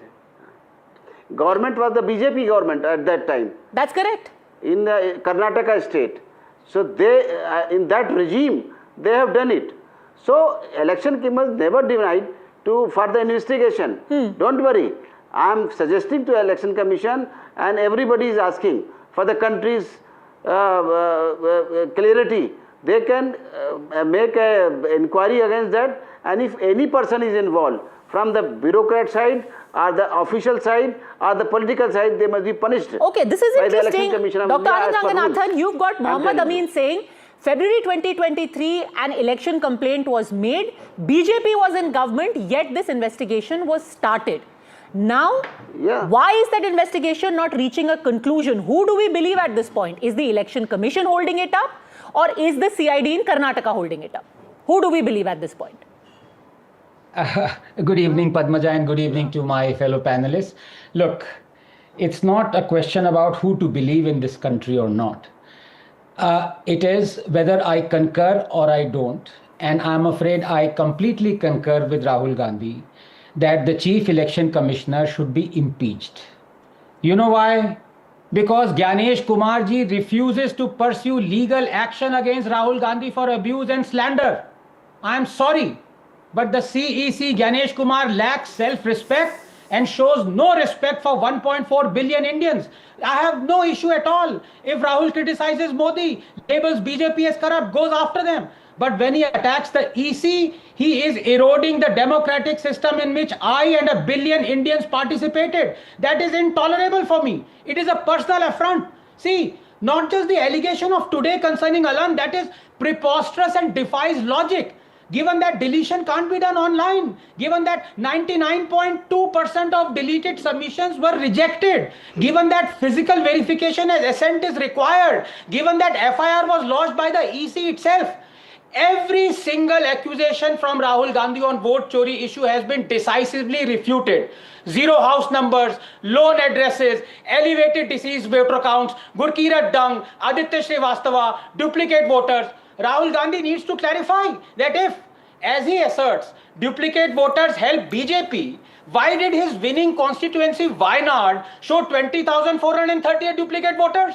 That's why I say Rahul Gandhi is an expert at what he does with his foot. He either shoots it or puts it in his mouth. But this time round, he has managed to do both at the same time. He has not only lied on all his claims, but also actually indirectly endorsed the EC's SIR exercise to fish out duplicate voters and delist them. As I've been arguing repeatedly, Padmaja, 1 year after 2024 Karnataka elections, Rahul Gandhi alleged there were 11,965 duplicate voters in Mahadevpura assembly segment of the seat that the BJP won. Well, 1 year after the 2024 Bihar elections, the SIR has just unearthed 7 lakh duplicates from many seats that Congress and its allies won. Okay. Does that mean 2024 election results of Bihar should be held invalid because of 7 lakh duplicate voters? By the way, 2 years after Congress and its allies won Maharashtra, 4 lakh duplicates were deleted. Should we hold these Congress and allies victories invalid? It is routine to unearth duplicate voters months or years after an election because of migration, demographic shift, floating population. It may not mean they existed at the time of voting.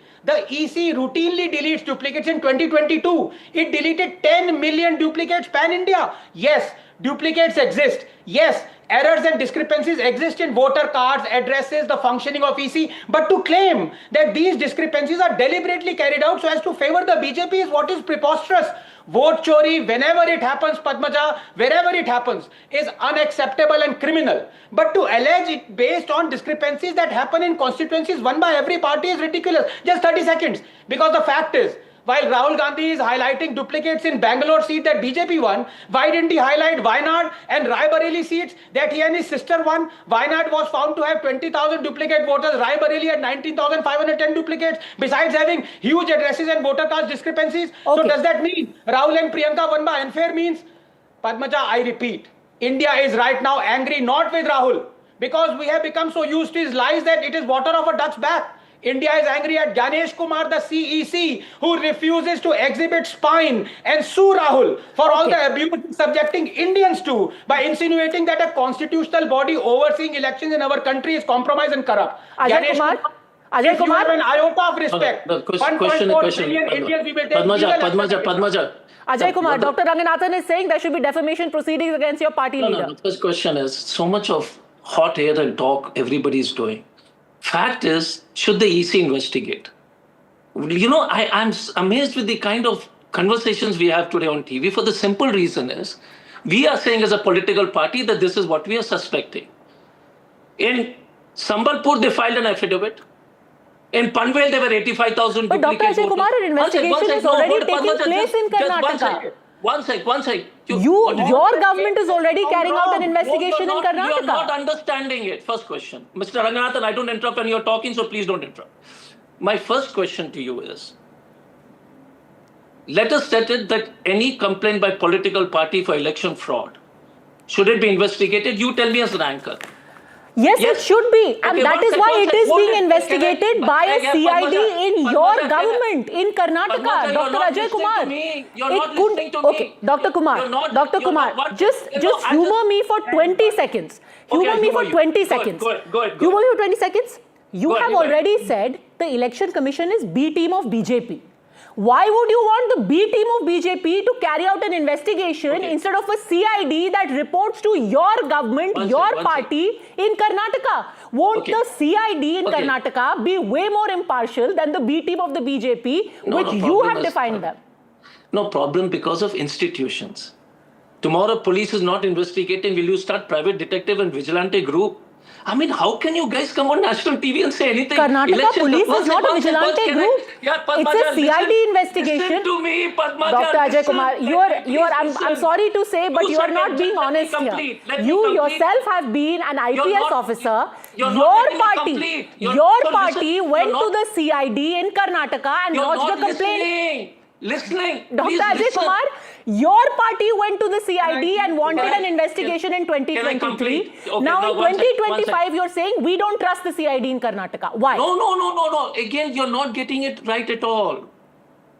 You're not getting it. First question is, electoral frauds has to be investigated. We have given umpteen evidence. The Election Commission, for first time in its history, in which I've seen so many years, as a civil servant and as a politician, they would take and investigated cases when any political party brought to their attention. We have brought certain data to them, investigated. First question. 85,000 duplicate voters in Panvel, no report. Okay. Sambalpur, one sec. Kundarika, one sec. Sambalpur, there was an affidavit filed. You keep telling us about. And the most important part is the Election Commission detected attempts to delete, correct? Yes. Who did that attempt? From a laptop? That's what the CID will investigate. That is why the Election Commission has said that we have handed over all the proof with us. The Election Commission says we have given to the CID objector's details, form reference numbers, name of objector, epic number, mobile number used for login, mobile number provided by the objector. They have given all the evidence to your CID. No, you are in government. They are not. Find these vote chores and hang them. One sec. The CID, additional DG Police of Karnataka, has written a letter saying we have not got the data. Now you said don't trust. They are written. Okay, so basically the EC is lying. 30 seconds more, Anand Naganathan. I really must go to Priyanka Bharti and Nikhil Jain. 30 seconds. The EC is lying basically. They haven't given the evidence. They have written a letter. Let them reply. Doctor, please. Yeah, look, Padmaja, first law, I have tremendous respect for Dr. Ajay. He is a COVID hero, he is a doctor. And that is why I say this. Dr. Saab knows, he possibly was a scientist, I am, that whenever you conduct any experiment, you do a control experiment, right? That's how you prove that your test experiment has succeeded. Now, when Rahul Gandhi conducted a test experiment saying that in BJP constituency there was fraud because there were 20,000 duplicates, I want to ask a simple question to Dr. Saab. Dr. Saab, why didn't he declare that in his constituency, Wayanad, there were 19,000 duplicates, and in Priyanka Gandhi's constituency, Raebareli, there were 11,000 duplicates? Simple question, Dr. Saab, please answer. And answer that. Anand, I'll answer that. You must do it.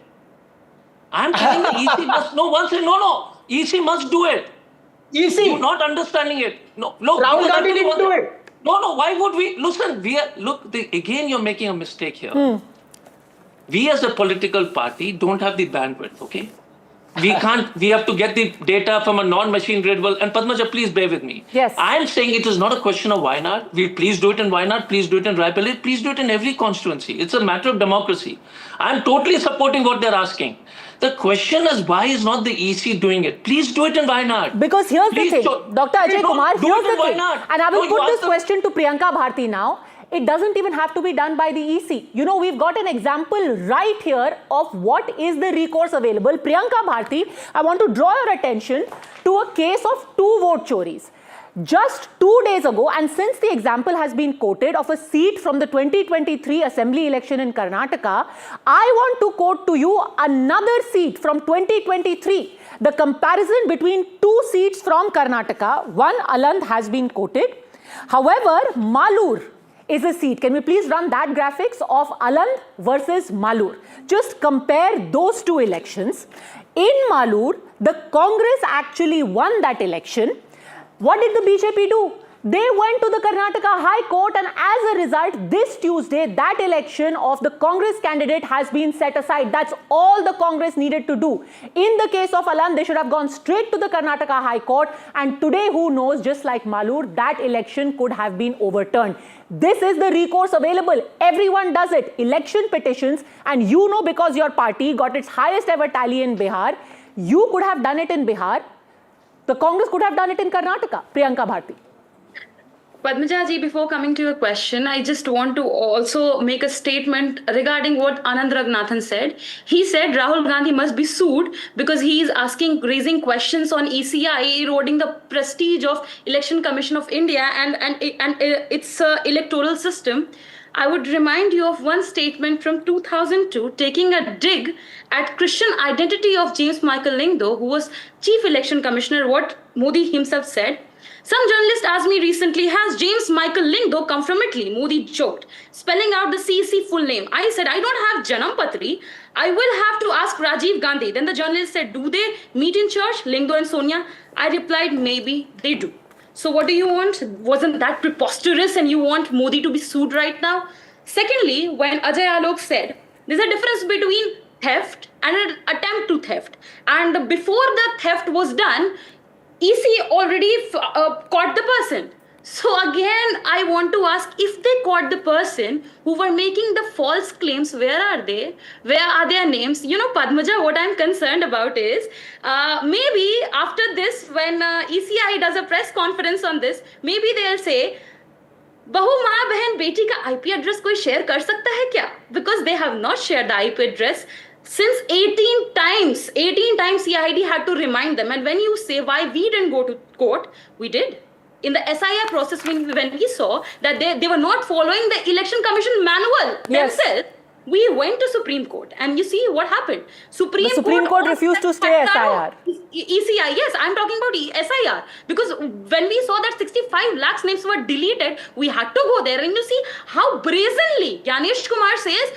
You're right. And you did the right thing by going to court. And the Supreme Court refused to stay SIR. That process is still going on. There was no stay. No. For everything, you want us to drag them to court. I mean, see, Gyanesh Why not? The BJP did it in the case of Malur and they got a result. They managed to stay the election. They had exactly the same problem that you have today in Aland, and they managed to get a result. No, but Priyanka, one second. Time and time again. But what happened? They were hiding the data, not interested in sharing the data of who were making this false claims. Ma'am, we're talking about vote chori over here. In this present case, at least, the data has been shared. The Election Commission says they have shared the data. No. Here you're wrong. I'll show you. They have shared not the destination IP or destination port. They have just shared IP logs. That's what I have got from this letter. Okay. Which so the statement that they have put out. The statement they have put out mentions what all has been shared. They have shared objector's details, form reference number, name of objector, epic number, mobile number used for login and mobile number provided by the objector. All of this has been shared by the state election commissioner and this is on record. But there are three main things. Let Dr. Ajay Alok answer this. Dr. Ajay Alok, three specific things that Rahul Gandhi has mentioned. Just wait for a moment. Just give me 20 seconds. I just make your point. Want to make an argument. When you said, why can't we drag them for everything in the court? See, there was a bill brought by BJP itself. This bill is named the Chief Election Commissioner and Other Election Commissioners Appointment Conditions of Service and Term Office Bill 2023. The clause number 16 of this bill itself says, no court shall entertain or continue any civil or criminal proceedings against any person who is or was a chief election commissioner or an election commissioner for any act, word or committed. Then again you'll be saying it to me that why didn't you go against this chief election officer from Karnataka? The answer is for everything you don't go to the court. Okay, Ajay Alok, everything you cannot expect the opposition to go to court. Somewhere the EC has to stand up for its integrity. Ajay Alok. First of all, the letter I'm quoting, it's from Chief Electoral Officer Karnataka, who happens to be an IS officer from Karnataka cadre who works under the purview of state government, not central government. Please have some sense. And the immunity you are talking about Chief Election Commissioner, that immunity is only given to Chief Election Commissioner and the remaining two election officers at the Delhi. Rest all are under purview of law. And this letter, what I'm quoting, is a letter from Chief Electoral Officer Karnataka. He is stating that we have shared all the relevant documents with the concerned SP. Now, I can understand that why you have problem in going to court, because you are always under fear, no? That if you go to court, you will end up being convicted. Already convicted in 5 cases. Vote चोरी तो बिहार से शुरू हुई थी जब ballot में से जिन निकलता था. वोट चोरी बैलेट से शुरू हुई थी लालू राज में जब बैलेट में से जिन निकलता था. और यहाँ पे ज्ञान आप दे रही हैं वोट चोरी पे. मतलब certified vote cheaters, vote looters, booth grabbers, they are giving ज्ञान on this.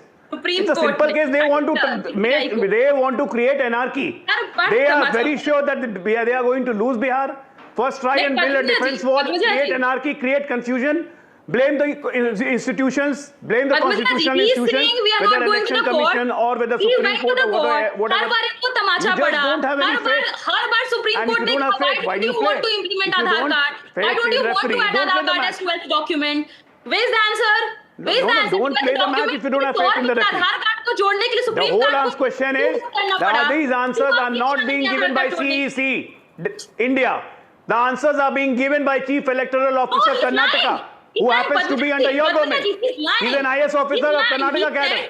He said, no. Ajay Alok ji, just answer my one question. Just answer my one question. Gyanesh Kumar said, किसी का भी नाम delete नहीं हो सकता है जब तक उसके पास नोटिस ना जाए. 65 लाख लोगों के नाम कटे, कितनों के पास नोटिस गया, कब गया, किसने भेजा, कब भेजा, डेट क्या है, तारीख क्या है, गया भी है क्या, कहाँ है वो नोटिफिकेशंस, किसके नाम. फिजिकल वेरिफिकेशन होने के बाद डिलीट होता है. अरे भाई डिलीट तो पहले ही कर देना आप, उसके लिए तो हमको जाना पड़ा कोर्ट. आप तो पहले फिजिकल वेरिफिकेशन किया गया कि ये लोग मर गए थे या दूसरी जगह चले गए थे. We are going slightly off track. This is about the vote chori allegation. SIR, we have debated multiple times, and an SIR, like I said, the Supreme Court refused to state. Anand Ranganathan wants to rebut. I'm coming to you, Nikhil Jain. I want to make a very important point. Priyanka ji, please hear me. You can show them the letter, that this letter is being written by Chief Electoral Officer Karnataka. Doctor, please. Look, you know, I have criticized Rahul Gandhi. I have criticized for the time allotted to me the preposterous vote chori campaign, which is a complete fake narrative. But let me also say, it is a banana republic, and I choose my words very carefully, where the Chief Election Commissioner has more immunity than the Prime Minister of India. The Chief Election Commissioner cannot be taken to court for any actions or his words that he commits to during the time he is in office, or during his official reign, or even if he has remitted or exited the office.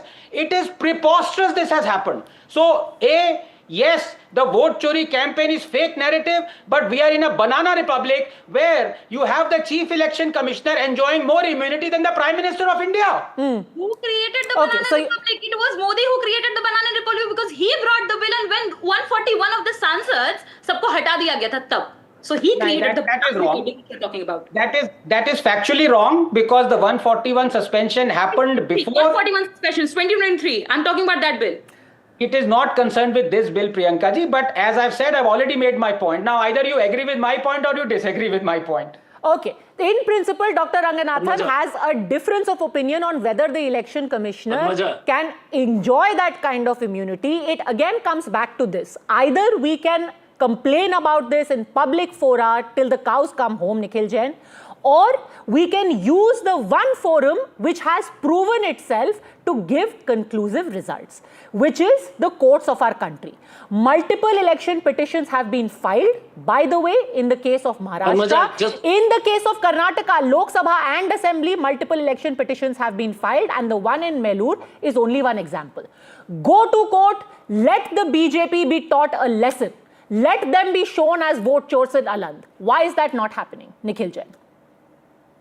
Padmaja, first of all, on the point of going to court via the means of an election petition, let me tell you very clearly that you can only do that within 45 days of the results of an election being announced. So if indeed there is some sort of electoral malpractice, fraud or voter manipulation, whoever does it, whether it's the Congress, the BJP or the Election Commission, and you unearth that after 45 days from the results, you cannot file an election petition. What you can do is you can file a writ petition before the Supreme Court or the High Court and seek a direction to the Election Commission of India. Now, you started this debate, Padmaja, by saying that this... File a writ petition. Padmaja, you've come to me at the very fag end of the debate. Can you please let me complete? There are a number of points that I want to. No, but you agree that even now there is a recourse of court. You can file a writ petition and say Alan's seat was grabbed from us. Hold on. Padmaja, you know I don't run away from questions. I'm going to answer each one of those questions, including this one that you posed to me, and I was just answering it. You started the debate by saying, that it's the sign of a very healthy democracy that there are people in the election commission who are helping the leader of opposition and the Congress party unearth this. I don't think that's a sign of a healthy democracy. That is some individuals in this democracy, in this compromised democracy, trying to still save it and fight for it. What are we even talking about on national news right now? We are discussing the fact that the principal opposition party of the country should drag the Election Commission of India to court and seek a direction from the court against the Election Commission to do their bloody job. I'm sorry for the words, but that is what we are talking about. Why should any opposition party, any individual or activist go to court and ask the EC to be slapped on the, to it be given a stick by the court? It can't be any worse than coming in public and calling the Election Commission a B team of the BJP. I mean, if it's about the respect of the Election Commission that you're worried about, the Election Commissioner has been called a servant of the BJP. The Election Commission as an institution has been called a banana republic. The Election Commission has been called a B team of the ruling party. Drag them to court. Can I please? At least we'll have a resolution there. Can I please complete? Yes, answering that as well, that why does the Congress party not drag them to court?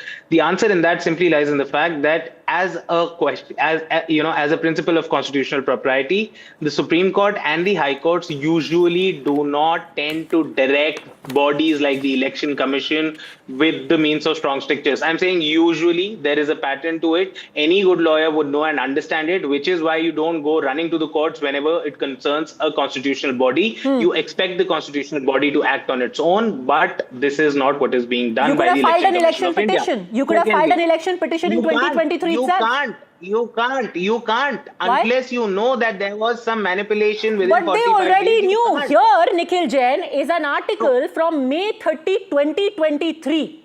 Here is the candidate of the Congress party in 2023. And let me quote to you what he is saying in this article in The Hindu in 2023 itself. Mr. B.R. Patil says, BJP made an attempt to get names of 6,900 voters deleted in Aland, accusing the BJP of making an attempt to get the names of voters deleted. Mr. B.R. Patil said that I will approach the court if the Election Commission fails to provide details required for conducting an inquiry. Now we are being told in 2025 that the Election Commission did not give the details. Why did Mr. Patil not go in 2023 with an election petition? I think I'll make a scathing comment right now. I think the Congress party should sack B.R. Patil for having some faith in the Election Commission of India. He thought that the Election Commission is going to act on its own, do their constitutional job. He didn't feel the need to go to the court and get a stick behind the posterior for the Election Commission. No, in May 2023, I mean, this is not about B.R. Patil. This is not about B.R. Patil. Okay, answer this, Dr. Ajay Kumar. If in May 2023, your candidate was threatening to go to the Supreme Court, why did you not go? He already knew in 2020. Padmaja, so you need to not interrupt, and I'll disabuse you of certain things. You cannot go to the court beyond 45 days. Let me disabuse you. Now 45 days, one sec, hold it. I told you don't please interrupt me. You cannot go because we didn't know about these details of this fraud. Second issue. One sec, can I complete? Nikhil Jain said the most important point. That the Election Commission filed an FIR and you still want us to go to court. You on your own TV are falling on your own laces. The Election Commission went to court on this issue.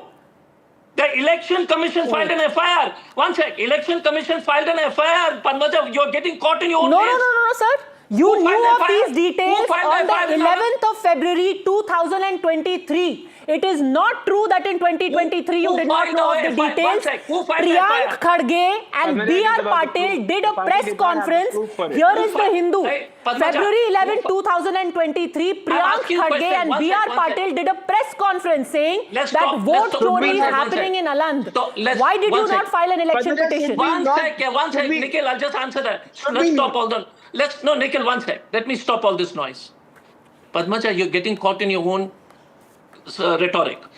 Who filed the FIR? The election chief electoral officer has filed the FIR. Mr. B.R. Patil said there are 6,000 votes which are attempt was made. Election Commission Chief Electoral Officer of Karnataka has filed an FIR. That's you started the program. Now, after filing an FIR, you say go to court, go to court. Not What after. is this kind of conversation? Not after, sir. Not after. So I'm saying, now can I give my answer? So please, I mean, so in you February 11, let me ask you a straightforward question. Yeah. February 11, 2023, your party in Karnataka said, we have evidence BJP is trying to delete votes. On the 30th of May 2023, your then candidate said, I will go to court if the Election Commission does not give me data. Cut to 2025, why have you not gone to court? You had time in 2023, much after the elections. Not just for 45 days. You knew before the elections that the BJP is trying to delete these votes. Why didn't you go to court? So it's immensely disappointing for me when somebody of your reputation and anchor comes and says that when there is crime happening in this country, go to court. When there is election commission, we are saying that the election commission needs to do their job. And you as an anchor should have said that the election commission must investigate. And but here you're, no, one sec, and you're holding us over, and you're taking us over the coals and saying go to court, go to court. You as a responsible anchor are not saying to the nation or to your viewers that why isn't election commission inquiring the most important concerns put up by the opposition across India, Panvel, Sambalpur. But I am saying go to court because you yourself don't trust the CID inquiry. No, I think the CID inquiry should anyway happen. It is, we are all diminished by this discussion for the simple reason, diminished.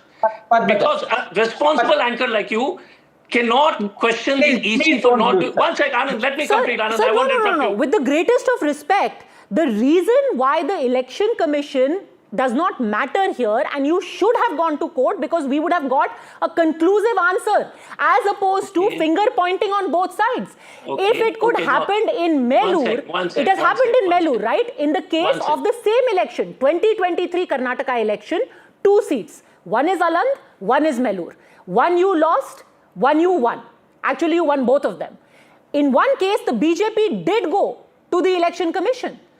Sorry, to the court, to the Karnataka High Court. You did go to court. They got a result. You are just holding press conferences. That's the difference. So let me disabuse you of certain misconceptions. Rajya Sabha elections. Ajay Maru went to court, didn't get a decision, got a decision. 7 years after, the life of the Rajya Sabha seat was over. First question. My question to you is, you want us to go to court. Whose job is this to protect the integrity of the election? And who was doing this job before everybody started going to court? Okay. Dr. That's what I'm Ranganathan. saying. Okay, everybody wants to respond. I also have a question for Mohammad Amin, but Dr. Ranganathan. Ani, देखिए, as I said, there is a reason why I respect Dr. Ajay, because he's a medical doctor cum scientist, and I already asked him one question that I trusted him to answer, without any party affiliation that he has, because I believe he's over and above that, because he is a doctor and a hero for me. He didn't answer that, even though he should have. कोई test experiment कर रहा है, control करना चाहिए, राहुल गांधी ने किया नहीं. अब मैं इनसे दोबारा पूछ रहा हूं, डॉक्टर साहब, you've been a police officer, celebrated police officer. आपको एक एविडेंस चाहिए. You ask that evidence from someone. Let us say that person doesn't give you that evidence. What do? Tell me the next step. Okay, so let me tell you, Anand. You as a if you were in our position. Please answer. As a police officer. One sec, Anand. Somebody is not giving you evidence, what would you do? No, my question again is... It's a simple question. Doctor, my question... Look, you are a police officer. I appreciate... Look, first question is, we are saying as a responsible opposition party, please do it in every seat. We request the EEC to conduct a duplicate, and including Raebareli and Wayanad. No, one second. I'm saying, Anand, एक चीज सुन लो यार, please, let me complete. Raebareli में कीजिए, Wayanad में कीजिए. But it is not about that. बात नहीं हो रही है. बात इस केस की हो रही है. इस केस की बात हो रही है. आपने खुद का FIR फाइल करने के बाद सीआईडी ने एविडेंस मांगा, वो एविडेंस आप लोग कह रहे हैं अभी तक नहीं दिया ईसी ने। तो अगर पुलिस इंस्पेक्टर कोई एविडेंस मांगता है, उसको वो एविडेंस कोई पार्टी नहीं देती है, आपका नेक्स्ट स्टेप क्या है? No, we'll have to go to court. No, one sec. We'll have to go. No, one sec. The CID might have to go to the court. The Karnataka government. No, one sec. No, it will. No, one sec. Okay, Anand. Whether it goes to court, it will go to court is the second issue. But the most important thing to you, Anand, my counter question. No, and Padmaja, and to you also.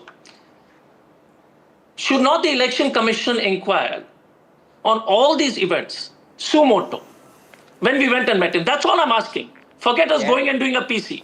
Should there not, is a simple question to everybody in this panel, that we have a concern in Panvel, we have a concern, and we request the Election Commission to inquire. Is it a fair request or not, is to everybody in this panel to answer. That's all. Ajay Alok, I'm sure will agree. Let Ajay Alok answer. Ajay Alok, yes. Election Commission has already addressed all the concerns. That's why SIR is going to be conducted all across country, not only in Bihar, but you have a problem with that also.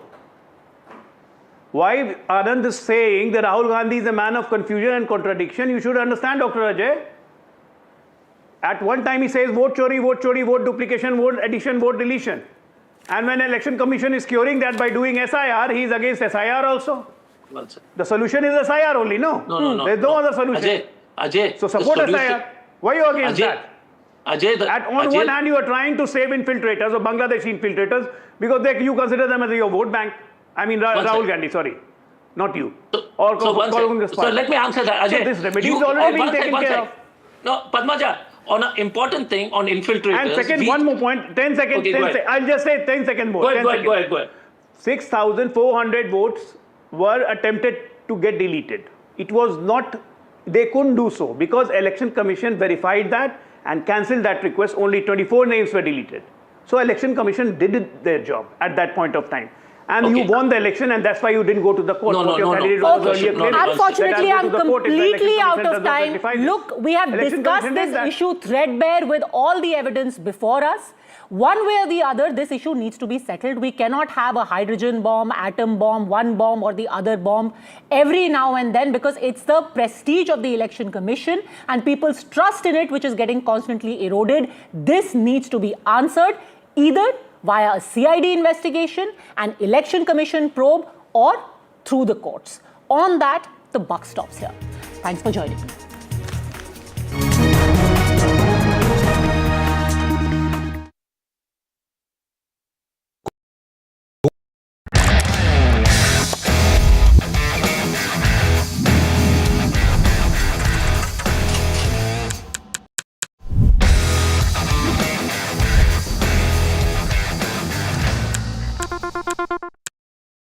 बहू, आज जो कुछ हमारे पास है सब इनकी then है। एक अगरबत्ती की दुकान से इतना बड़ा बिजनेस खड़ा किया। प्रणाम दादाजी। दादाजी, ये तो पुष्पा अगरबत्ती के मालिक हैं, घनश्याम दास। इनके स्टॉक्स में इन्वेस्ट किया था, इसीलिए आज ये सब कुछ है। जो आगे की सोचते हैं ग्रो करते हैं। Download grow for stocks, mutual funds and IPO।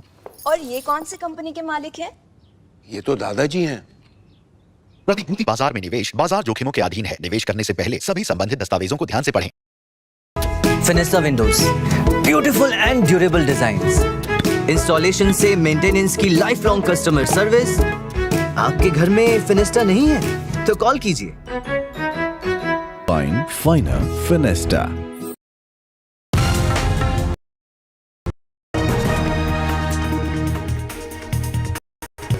Markets regulator has dismissed allegations leveled by US seller Hindenburg Research against Adani Group chairman Gautam Adani and the group's companies. SEBI said that there were no violations and all loans were repaid. Gautam Adani said findings have reinforced that the short seller's claims were baseless and those who spread false narratives owe the nation an apology.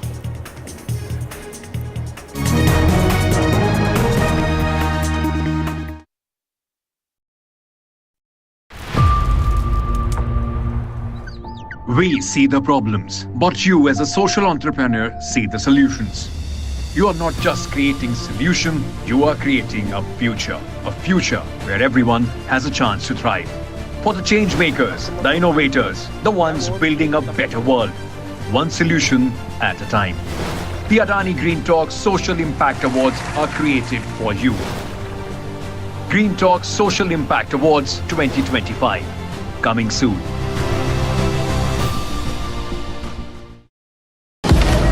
Breaking news का जमाना है, सबको तिल का ताड़ और राई का पहाड़ बनाना है। ऐसे में जनता के जूते के अंदर फंसा कंकड़ कौन देखे? बड़े बड़े मुद्दों के शोर में जमीन से जुड़े मुद्दे अक्सर खो जाते हैं। लेकिन देश तरक्की तब करता है जब जनता के माथे की शिकन हमारी हेडलाइंस बनती है। मैं सैयद सुहेल भारत को जीता हूं, भारत की बात बताता हूं। NDTV इंडिया पर। Rajasthan is history, culture, and much more. And I have been reporting on all things royal for more than 25 years. The colors, the culture, and the complexities of the Northeast is different from the rest of the country. I have been bringing the Northeast closer to the capital for over 15 years. Madhya Pradesh is the heart of India, and I have been capturing its every beat for over 10 years, covering the corridors of power, what is said, what is left unsaid, and what it actually means for you and me. I have it all covered. Kashmir is often called paradise on earth, a region that has been in a state of flux from conflict to India's crowning glory. I have been reporting and decoding Jammu and Kashmir for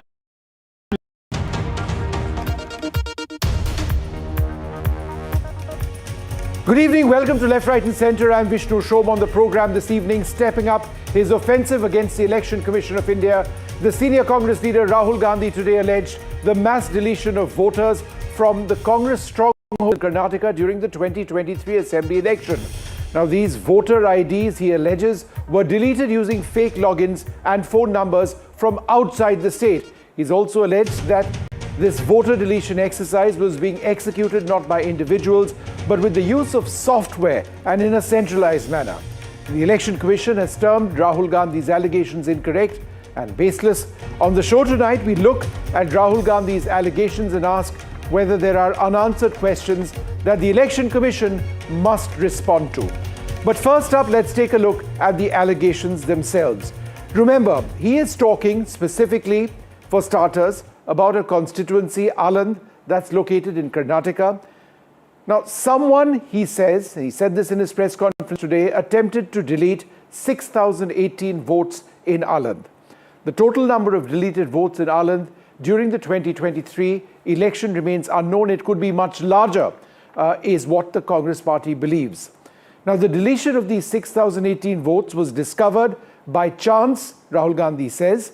So the big question is, how did it allegedly happen? Now remember, these are the Congress party's claims. We'll talk about what the Election Commission says in a moment. So how did it allegedly happen? A booth level officer noticed her uncle's vote was missing from the records. An investigation revealed that a neighbor was responsible for deleting the vote. The neighbor says that they were not responsible. An unknown entity, therefore, manipulated the process, according to Rahul Gandhi, to delete votes without the knowledge of those involved. The question, therefore, is, what was this entity? Who was allegedly responsible? So the Congress party alleges that software was used to automate the submission of these fraudulent applications. Mobile numbers that were used were from outside Karnataka, and they were used to facilitate these vote deletions. The deletions specifically targeted voters supporting the Congress party. According to Rahul Gandhi, there is evidence which shows that the deletions focused on booths where the Congress party was leading. So that's what Rahul Gandhi alleges. How has the Election Commission responded to these allegations? Well, the EC says that Rahul Gandhi's allegations are inaccurate and lack evidence, that the public cannot delete votes online, contrary to Rahul Gandhi's claims. No vote deletion occurs without giving the affected person a chance to be heard. It's not an automatic process. They've also said significantly in 2023, unsuccessful attempts to delete electors in the Aland Assembly constituency, the same one, did lead to an FIR which was filed by them, by the Election Commission itself. So what are the allegations that Rahul Gandhi is actually bringing up? Well, I'm joined now by my panel of guests this evening. Salman Soz of the Congress Party, Joyanta Ghoshal, the senior journalist, Professor Sajjan Kumar, the political analyst, and R.P. Singh, the spokesperson of the BJP, will be with us as well. What I thought we'd do is go through key questions to try and bring you, our viewer, a better understanding of the allegations and the responses. So question number one, and this is the larger issue, the Election Commission of India, in its response to Rahul Gandhi's allegations, has actually acknowledged that there was an attempt to delete voters from the list and that it filed an FIR with the Karnataka police. Which actually therefore brings me to my first question, and Professor Sajjan Kumar, would you like to take it? If the Election Commission itself has admitted that there was wrongdoing in 2023, and the Congress party has now been saying that there's an investigation in Karnataka, please Election Commission of India, help us with the information that we seek, then is it not strange that the EC hasn't been doing that?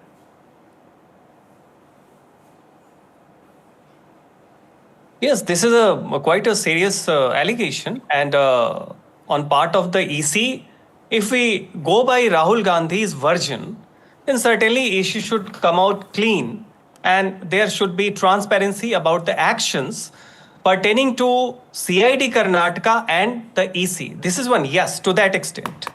However, the question here is not what EC and CID Karnataka has been interacting with. What is the interplay?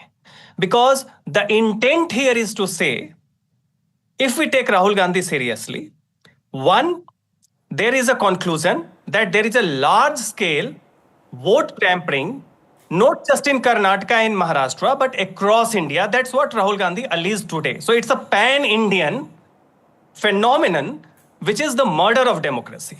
Okay. And if that is the case, Rahul Gandhi said that he has a team. So you have a conclusion for that you are searching evidence. He also said that they have access to Election Commission officials, right? So people inside the Election Commission are providing information to the Congress who are providing. If that is the case, you know, why Congress came up with such a poor case which was supposed to endorse such a big claim? So you have a conclusion because Election Commission and CID, two institutions, they need to come out at what sort of questions were asked by the CID, Karnataka CID, that we do not know because Karnataka CID is yet to come. And what was the total context? So if and only if we believe Rahul Gandhi, then yes, there should be more transparency. No, but the details of what the Karnataka CID has desires, thought the Election Commission is out, Sajjan Kumar. I've gone through the letters themselves. They specifically ask for OTPs, whether OTPs were used. They were looking for the electronic trail of where the phone calls were made, whether they were inside Karnataka or outside. There are a series of letters, and the dates of these letters indicate that the Congress party was relentlessly pursuing this. These are out now. They are public. Yes, precisely. And that's post 2023 when the accusation shifted from EVM tampering to vote tampering. All right. So let me interrupt thereafter, you, there has been a political angle to it. Right. Professor Kumar, let me interrupt you for a second. Let me go across to RP Singh of the BJP, who is now with us. Mr. Singh, it's a basic question. Despite registering an FIR earlier on, as they had done, it now appears that the Election Commission of India, per the Congress party, is not cooperating with the Karnataka police. In the name of transparency, why doesn't the Election Commission, in your opinion, provide the CID in Karnataka what it seeks? Vishnu, I expect your research team to help you better with the research. Please go to the Election Commission's press note. It categorically states that ECI has already provided mobile numbers that were used. They have also provided IP address. It's the failure of the CID which couldn't investigate it properly. This is the press note of the Election Commission. One. Secondly, when did it happen? 2023. And when did the Election Commission file the complaint? 1st February 2023. Who was in ruling? BJP. So what do you want to say that we did the vote chori as per Mr. Rahul Gandhi, and we asked CID to investigate also. The CID investigation started happening in 2023. So this is all being fabricated, all being falsehood being spread. Ek jhoot ko you keep uttering lie again and again, and you think it will take as truth, but that's not going to happen. But secondly, When was the dates of when did the election in Karnataka happen? It happened in April 20th, 2023. 20th April 2023.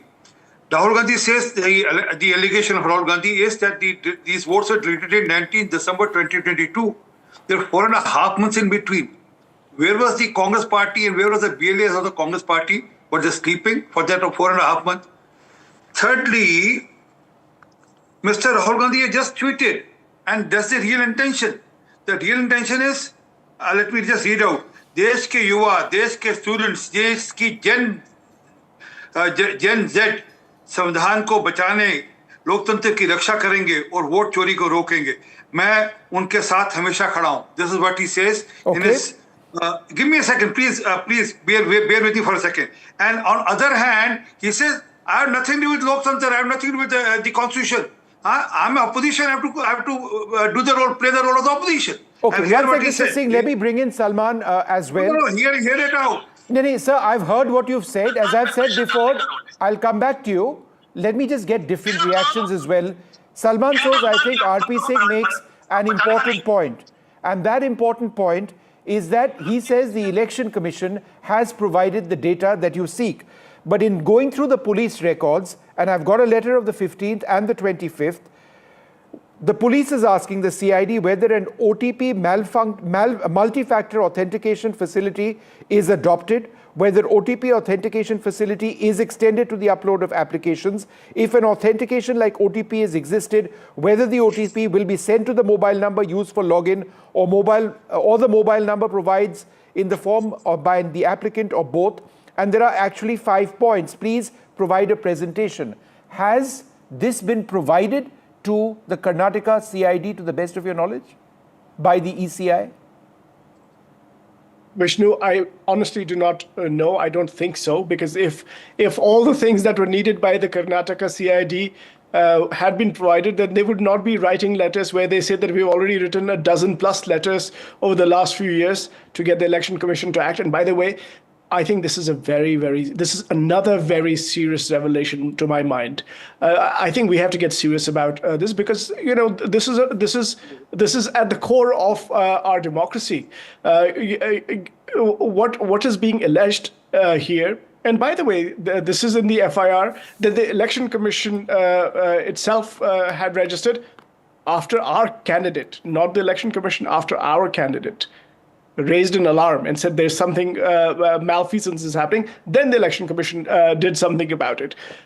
The point is that if Election Commission systems are being compromised and taken over, because that seems to be what has happened here in this case, and to systematically delete, in this case it is deletion. In the previous allegations that we have, and the expose that we had, we were talking about additions. Here we're talking about deletions. Okay.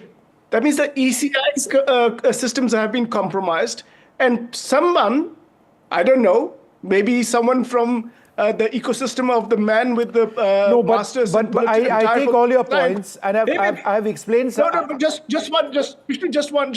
just hear me. Just two things. I will come to the Election Commission, because RP Singh did say that the Election Commission, please read what the Election Commission has said. Let me share with you what the Election Commission's fact check. That the Election Commission put out, quote tweeting, basically our own tweet, the Congress Party's tweet. They say, no deletion of any vote can be online. We're not saying anything has been done. We're saying that somebody has made applications online. And by the way, there is an instance of 2 applications filed in 36 seconds. 36 seconds, 2 applications were filed. And the second point they make in their fact check, they say certain unsuccessful attempts were made and an FIR was filed by the authority of ECI itself. They're basically trying to fool the people of the country by saying that they did it themselves. They do not say that it was the Congress Party's candidate who actually brought it to the attention of the ECI. Okay, ECI did not know. One sec, Salman, I've got others also. Just this third point from the ECI, just from the ECI's fact check, third point that they say. And they say, as per records, Aland Assembly constituency was won by a BJP person earlier and Congress Party, did we say that did not happen? What kind of a fact check is? What is this fact check? The Election Commission is making horrible mistakes. Salman, I think RP Singh has a point over here. They're ruining the reputation here. of this election. One sec. I think Mr. R.P. Singh has a point over here. Just 3 hours ago, the Election Commission of India has tweeted, among their points is that all available information with the ECI, the Election Commission of India, has already been shared with the SP Kalburgi on 6/9/2023. So, Jayanta Ghoshal, if this is the case... Can I make a point, please? No, 1 second. Can I please go very to Jayanta? Small point. So, please, Vishnu, R.P. Singh, can I just conduct this debate, please? I've got other guests, I'll come to you. Jayanta Ghoshal, if this point is correct, then doesn't the Congress party's entire argument today collapse, which is based on information not being provided? Yeah, Vishnu, there are two aspects of this issue. One is that Congress wants to make it a major election agenda. It's a campaign agenda. This is one aspect. Before election, Bihar election 2023's issue, what Election Commission already has written the letter, and they have said that they are giving all the data, whatever they want. And Election Commission is a constitutional body, and Congress is saying that it's a B team of BJP. This is campaign. But you know, evidence is the most important thing. When Election Commission is saying, I am a citizen of this country, and 140 crore people and 96 crore perhaps the electorate size, there are maybe some fault lines in one constituency, that constituency, and Election Commission and the opposition parties, they are interacting. 2023 issue, ruling party is Congress, CID is investigating, and they have not went to the court, and there are a lot of issues that whether you can challenge to the court or not. And now, suddenly it has become a political campaign issue. Election Commission, as a citizen of the country, why should I not trust Election Commission? Election Commission is saying that deletion is technically not possible through this digital methodology. If this is, whether I don't know how it happened, whether this atom bomb, what Rahul Gandhi has said, atom bomb should be with the evidential truth. It is still the attempt of deletion, and deletion evidentially, there are layers are there. There is a difference. As a citizen of the country, I am seeking the information from Congress that what are the names and the deletion you have to provide. But you know, no, but Jayanta, why don't you look at what the Congress did have today? The Congress put on stage a number of people, one person saying that I have nothing to do with this entire deletion process. There were 3 or 4 people who they identified who said that they have nothing to do with the process, and somehow or the other a voter deletion took place. These people aren't presumably lying. I give a challenge. No. I am Mr. Salban. With all humility, I just want to make a single point. Yes. That there may be some fault lines in 140 crore people Awadi hai or 96 crore voters hai. Lekin if you sweeping generalization on Election Commission before Bihar well, they did speak about 2 areas, one in Maharashtra where there was voter addition, and over here where there was voter deletion. Actually, Jayanta, hold on. R.P. Singh is waiting patiently. Hold on. I need to balance this. R.P. Singh ji, go ahead. You've got 1.5 minutes. I'm balancing time now. Go ahead, R.P. Singh ji. I don't need 1.5 minutes. I just need to put my point across. That's enough. I mean, please. You just now said that Election Commission, whether you rather question the integrity of the Election Commission by saying whether Election Commission provided the data to CID. You are asking the Congress spokesperson. I mean, how did he know? And then other question is, how did Rahul Gandhi got all the data of the phone numbers and all details? It was the Election Commission which provided details to CID, and CID disclosed it to Congress leader Rahul Gandhi. But my question is, Election Commission is saying it's wrong. It's information was not correct. Categorically, Election Commission is saying this is not true. Then I mean, how I should challenge Election Commission on that? No, but gentlemen, just going through this, what the Election Commission has published in terms of a note by saying that they have given the Congress, the SP, this information in the past when the case was originally registered. They say the shared information includes objectors' details including form reference number, name of the objector, epic number, mobile phone used for login, and mobile number provided by the objector for processing, software application medium, IP address, applicant place, form submission. While the IP address is given, if you go through what the CID is asking for, there is more which has not been provided. Can I please? One let sec, me make my Salman, point. Salman to you next, and then RP Singh, last word to you. Salman, go ahead. It's very interesting that the Election Commission says, oh, there's nothing wrong here. And then Election Commission also wants to take credit for saying that we found something and we got an FIR filed. The Election Commission should make up its mind about where it stands. And I think they have not been able to make up their mind because during the day, they go and support the BJP, I think. And at night, RP Singh and other BJP spokespersons come to defend the Election Commission. I think what we should be doing, all of us, is trying to defend our democracy. Because what if the Election Commission is saying that we've provided everything? Then the question is, when the Karnataka CID writes multiple letters, including in this month, saying that you have not provided everything, we've been asking you, we've written more than a dozen letters to you, please send us certain things like destination IP addresses and other things, that many technical things that you and I may not fully understand. Then the Karnataka CID is either they are wrong or the Election Commission is wrong. But as far as I can tell, the contradictions in the Election Commission stand, taking credit for filing the FIR, then saying that there's nothing wrong, there's nothing to see here. I think my sense is that the Chief Election Commissioner is doing a great disservice to his own institution. Our institution, the Election Commission, it belongs to all of us. All right. Okay. So I think this is hurting our democracy. Okay. We want to get to the truth. And the Election Commission must come out with the truth. All right. Okay, not fair just enough. in these cases, but every RP case. Singh, do you believe there needs to be a further clarification from the Election Commission of India based on what the Congress has raised? Last word to you. Go ahead. Vishnu, look who is talking. Remember Gopal Swami? He said there are leaks through Loo. Who was doing it? Naveen Chawla.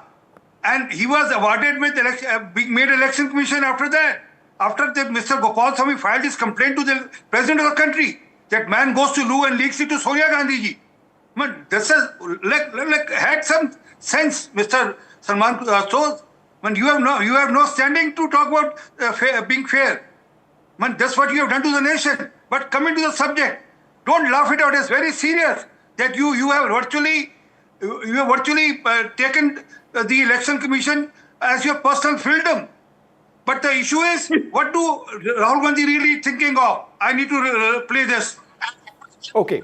I'm going to leave it over there, and I'm just going to go through a series of points which actually raise some of the key unanswered questions. Firstly, where we are right now, the Election Commission of India has not provided the Karnataka police, which is investigating allegations of voter deletion with the destination IP addresses recorded on its server. This is what the Congress party has said. The Election Commission has clarified, but is there a difference between what the CID wants and what the Congress party says or has highlighted that the CID needs? Another key unanswered question, the Election Commission of India is also not sharing the device destination ports recorded on its servers with the Karnataka police. Now again, the EC has clarified and they've issued a note saying this is the information we provided, but the police, the CID is asking for device destination ports recorded on its servers, right? That the EC note doesn't seem to indicate has been provided. If it has, great, right? Then it changes, the credibility of the Congress's argument. Another key point, the EC has not supplied OTP trails to the Karnataka police for the investigation. If it has, again, should there not be a clarification? And therefore, the big question is this.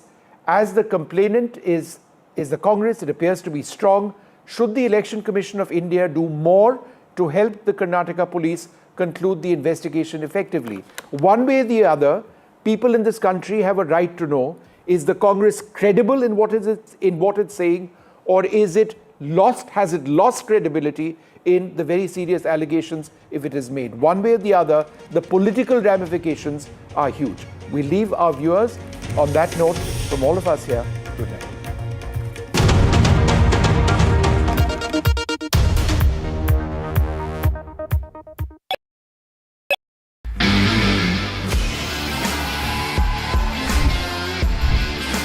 We're the only country with such a large population of youth and yuva. Pure talent और कुछ नहीं है.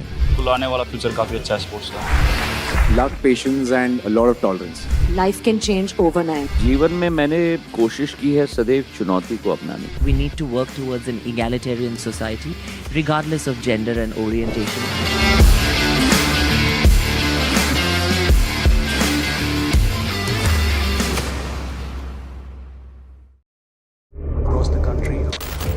He has tracked the pulse of power from Washington to Korea. Witnessed history being made in global capitals and conflict zones. Brought clarity to complex issues of national security and international affairs. And now, Aditya Rajkol begins a new chapter at NDTV. Actually, I'm taking off because the stories I cover don't sit still. To bring the world to India and to take India to the world, I need to be where action is. Aditya Rajkol, covering international affairs like no one else. Only on NDTV network.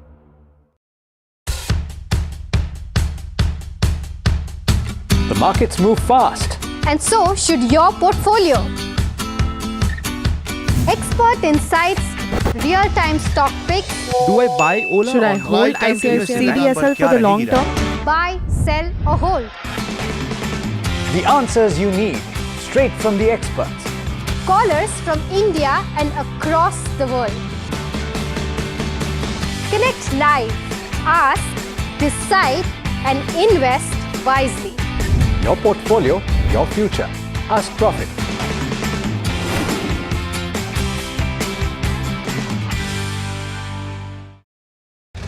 The world's defining stage. Leaders, visionaries, decision makers, confronting the challenges of our time. हमारा प्रयास होगा भारत की century सिर्फ भारत की नहीं बल्कि पूरी मानवता की जीत की सेंचुरी बने. NDTV World Summit 2025, Edge of the Unknown, 17th to 18th October, only on NDTV. Pulling us into this country. They argue, I conclude. They deflect, I drill down.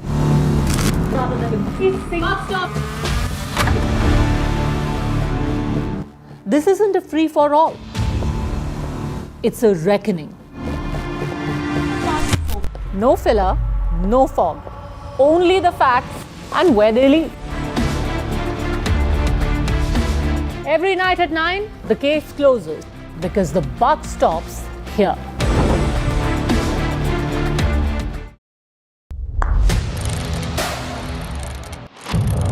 What seems settled for me is unfinished business. So I rewind. I pause. I reflect. I dig until what's buried stands up to be counted.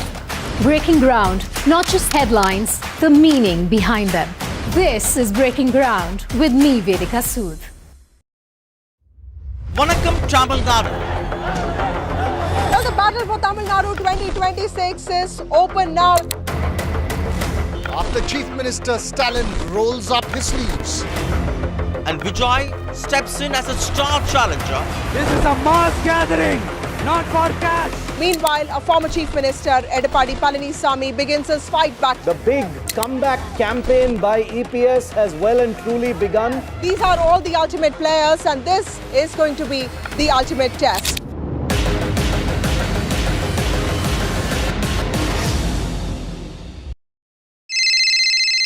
Hello बोलिए madam. Rubber trading कब से चल रहा है पता है madam आपको? हम और आप तो जन्म भी नहीं हुआ था हमारा. We investigated a shady advisory firm that has spent big bucks on advertising on the front pages of national dailies. ये आपको बिल्कुल उसका ऐसे हल्का सा भी खौफ नहीं है. मैडम एक बात को खौफ किस लिए रखना चाहिए ये तो बताओ. कौन सा गलत काम कर रहा हूँ मैं? After our report, we also saw NSE came out with a cautionary circular to the investors. Market Regulator Securities and Exchange Board of India has also come out with a release talking about the actions that it has taken. Cyber complaint has also been filed against the entities involved in this entire Dabba trading scam.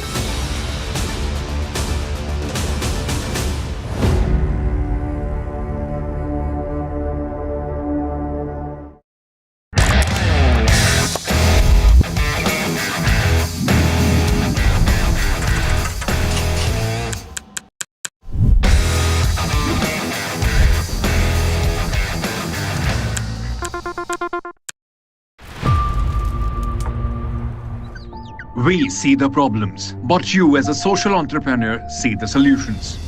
You are not just creating solution, you are creating a future where everyone has a chance to thrive. For the change makers, the innovators, the ones building a better world, one solution at a time. The Adani Green Talk Social Impact Awards are created for you.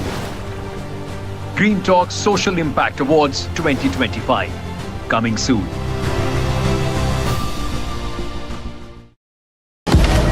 Breaking news का जमाना है, सबको तिल का ताड़ और राई का पहाड़ बनाना है। ऐसे में जनता के जूते के अंदर फंसा कंकड़ कौन देखे? बड़े बड़े मुद्दों के शोर में जमीन से जुड़े मुद्दे अक्सर खो जाते हैं, लेकिन देश तरक्की तब करता है जब जनता के माथे की शिकन हमारी हेडलाइंस बनती है। मैं सैयद सुहेल भारत को जीता हूं, भारत की बात बताता हूं, NDTV इंडिया पर। Rajasthan is history, culture and much more. And I have been reporting on all things royal for more than 25 years. The colors, the culture and the complexities of the Northeast is different from the rest of the country. I have been bringing the Northeast closer to the capital for over 15 years. Madhya Pradesh is the heart of India and I have been capturing its every beat for over 10 years, covering the corridors of power, what is said, what is left unsaid, and what it actually means for you and me. I have it all covered. Kashmir is often called paradise on earth, a region that has been in a state of flux from conflict to India's crowning glory. I have been reporting and decoding Jammu and Kashmir for last 3 decades.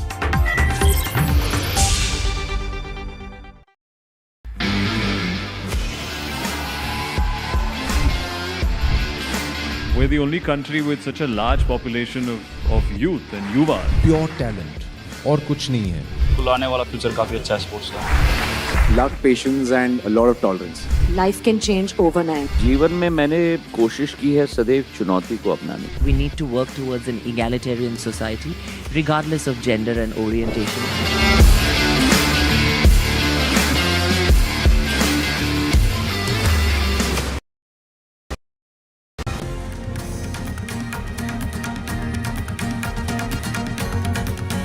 Rahul Gandhi accuses the Election Commission of shielding vote thieves and alleging mass deletion of voters' names in Congress strongholds. The Election Commission says that these claims are baseless, incorrect and misleading.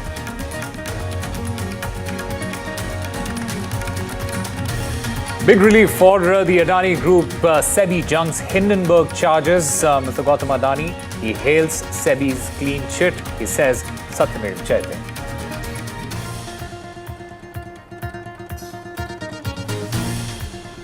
But the Congress's house is not in order over the caste survey. Siddaramaya's ministers quarrel during the meeting.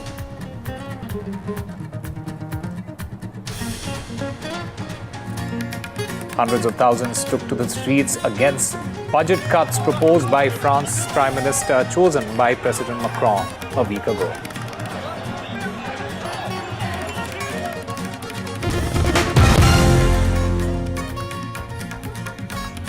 Hello and welcome. You're watching NDTV 24/7. I'm Osama Shah. Rahul Gandhi has dropped what he calls a hydrogen bomb, accusing the Election Commission of shielding vote thieves and alleging mass deletion of voters' names in Congress strongholds. He says 18 letters over 18 months have been ignored and that the Chief Election Commissioner himself is protecting those behind this fraud. The Election Commission has hit back, calling Rahul Gandhi's claims baseless, incorrect and misleading, and the BJP has gone a step further, mocking the charges as political theatre accusing Rahul Gandhi of trying to shake faith in India's democratic process. The filing was done automatically using software. We will show you that. Mobile numbers from outside Karnataka, from different states, and you can see on the map, from different states were used to delete numbers in Aland. And it was done targeting Congress voters. So this was not random. We will show you again that these deletions were specifically targeting booths where the Congress party was winning. देश सत्ते में था कि अब कौन सा bomb Rahul Gandhi फोड़ने वाले हैं, लेकिन ये तो ऐसा बॉम्ब था कि जिसमें कोई आवाज ही नहीं थी, फुसा बॉम्ब था, फुस बॉम्ब था, इसमें कुछ नहीं था। मैं ये मानता हूँ कि इस प्रकार से रोज झूठ बोलकर वे भारत के संविधान का अपमान करते, भारत के संविधान ने जो न्यायालय तैयार किया उस न्यायालय का अपमान करते, भारत के संविधान ने इलेक्शन कमीशन जैसी संस्था तैयार की उसका अपमान करते और एक प्रकार से पूरे संवैधानिक ढांचे का अपमान ये राहुल गांधी कर रहे हैं। Well, Delhi is gearing up for poll roll revision. Delhi election officer has put out a message asking people to check voters list. The special intensive revision exercise, it is going to be a time-bound verification process conducted by the Election Commission of India. It aims at ensuring accuracy in voter lists. It also involves including all eligible voters, removing ineligible ones, such as those who may have died or moved to another location, and correcting any discrepancies, with the Election Commission on Wednesday uploading the voter list of 2002 and mapping it with present constituencies. मैं दिल्ली में ऐसी हर की प्रक्रिया का स्वागत करता हूं और हमने अपने सभी कार्यकर्ताओं को कहा है कि इसमें बढ़ चढ़कर दिल्ली की जनता के साथ इस मुहिम को बढ़ाएं। अवैध घुसपैठिए अगर रोकने हैं, अवैध वोट रोकने हैं और ऐसे इलीगल लोग जो चोरी छुपे हिंदुस्तान और दिल्ली को ख़राब कर रहे हैं, इन लोगों को रोकने का सबसे बढ़िया तरीका है SIR और हर भारतीय को उसकी मदद करनी चाहिए। हर वो आदमी या हर वो दल जो घुसपैठियों की मदद करना चाहता है, चोरी छुपे एक वर्ग विशेष को खुश करना चाहता है या अवैध रोहिंग्या बांग्लादेशी बसाना चाहता है, वो SIR का विरोध करेगा। और उसमें राहुल गांधी हो, अरविंद केजरीवाल हो, तेजस्वी हो या अखिलेश हो। बिहार के बाद चुनाव बंगाल में है, SIR वहाँ होनी चाहिए थी, मगर डर दिल्ली में है क्योंकि जिस तरीके से रेखा गुप्ता की सरकार चल रही है, ये सरकार कभी भी गिर सकती है और हो सकता है दोबारा दिल्ली में चुनाव जल्द कराने पड़ जाएं। इसलिए इनकी प्राथमिकता अभी बंगाल से ज़्यादा दिल्ली में है क्योंकि दिल्ली में ही इन्हें सबसे ज़्यादा डर लग रहा है। तो वोट चोर हैं, पहले वोट की चोरी करते थे, अब डाका मारने वाले हैं। तो देखा जाएगा जो होगा, इनके डट के मुकाबला करेंगे इनका। नहीं, वीरेंद्र सचदेवा जी से हम पूछना चाहते हैं कि 11 साल से आपकी सरकार क्या झक मार रही है, जो इतने सारे घुसपैठिए जो हैं आते जा रहे हैं, और जिस बांग्लादेश से आप कहते हैं घुसपैठिए आए हैं, उसकी प्रधानमंत्री को तो आप यहाँ पे बिरयानी खिला रहे हैं हिंदुस्तान में। क्यों खिला रहे हैं? इलेक्शन कमीशन पक्ष क्यों बन गया? इलेक्शन कमीशन को जो जांच करनी चाहिए, कार्रवाई करनी चाहिए, उस पर कुछ नहीं करता। आउटकम तो पता है इलेक्शन कमीशन की। अगर इलेक्शन कमीशन ने FIR की तो उसका आउटकम क्या है, उसका रिजल्ट क्या आया? और तीसरी बात कि इलेक्शन कमीशन जो कह रहा है कि जिसका वोट कटता है उसको सूचना जाती है और उससे सुनवाई का मौका मिलता है, तो मैं बता दूं अपनी कॉन्स्टिट्यूएंसी की, मैं सीमापुरी से 2 बार चुनाव लड़ा, दोनों बार जीता, लेकिन बड़े पैमाने पे वहाँ खास तौर पर दलित बस्तियों में और मुस्लिम बस्तियों में वोट कटी हैं। आज भी इलेक्शन कमीशन से सवाल पूछ रहे हैं अनुराग ठाकुर, रविंद्र प्रसाद जवाब देने आ रहे, रविशंकर प्रसाद। क्यों आ रहे भाई? तुम भी पॉलिटिकल पार्टी हो, जो मुद्दा हमने उठाया तुम्हें भी मिलकर उठाना चाहिए। और रही बात हर चीज़ में रोहिंग्या क्या है? ये तुम्हारी सरकार है, बॉर्डर पे जो फोर्स है देश की, कैसे आदमी एंट्री कर रहा है, तो तुम जिम्मेदारी लो ना फिर। In a big relief and vindication for the Adani Group, markets regulator SEBI has dismissed allegations leveled by US short seller Hindenburg Research. The regulator has cleared Adani Group chairman Gautam Adani and the group's companies, including Adani Enterprises, Adani Ports and Adani Power, of any wrongdoing. In January 2023, Hindenburg Research had alleged the group had used 3 companies to route money between Adani Group firms, laying out its conclusions in its 2 orders. SEBI has said that there were no violations. The Adani Group has consistently rubbished the allegations made by the short seller, whose founder, Nate Anderson, had announced in January that it would be disbanded. Left one outstanding investigation, which SEBI said they were still investigating, and that was whether there were any related third-party transactions. You remember that people said that, companies of the Adani Group had been funded through conduit companies, and there were related party transactions. That's been definitively now laid to rest. So the Adanis stand completely vindicated. There's no stain on them whatsoever. And on the other hand, the shoe is on the other foot, because I think Hindenburg and those who brokered this entire transaction need to be examined. But, vested interests in this country always find something to bandy about, either for publicity or for blackmail or for short selling, right? So you can never put up. That's part of being an open market economy. But the remedy is to go after those who make the false allegations. I mean, there's been a lot of investor loss in this company. There's an attempt to undermine our stock markets. This wasn't just an Adani hit. Indirectly, it was an attack both on investors and the stock market generally, and therefore the health of the Indian economy. That was the whole game, and that's pernicious, and that should be investigated.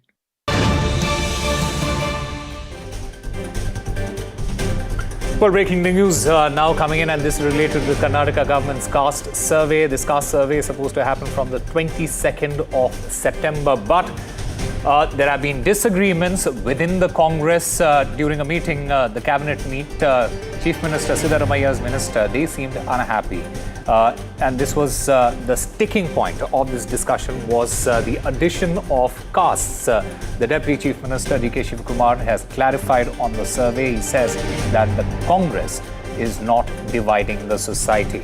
Many ministers, in fact, had raised objections to how the survey is being conducted. The addition of castes, and especially objected to the Christian subcategories that have been mentioned in the survey forms like Kuruba Christian, Lingayat Christian, Vokaliga Christian, Ediga Christian, etc. Siddaramaiah, he was quite irked with ministers. Siddaramaiah then instructed a group of ministers to hold a separate meeting and compile the concerns and bring it to him.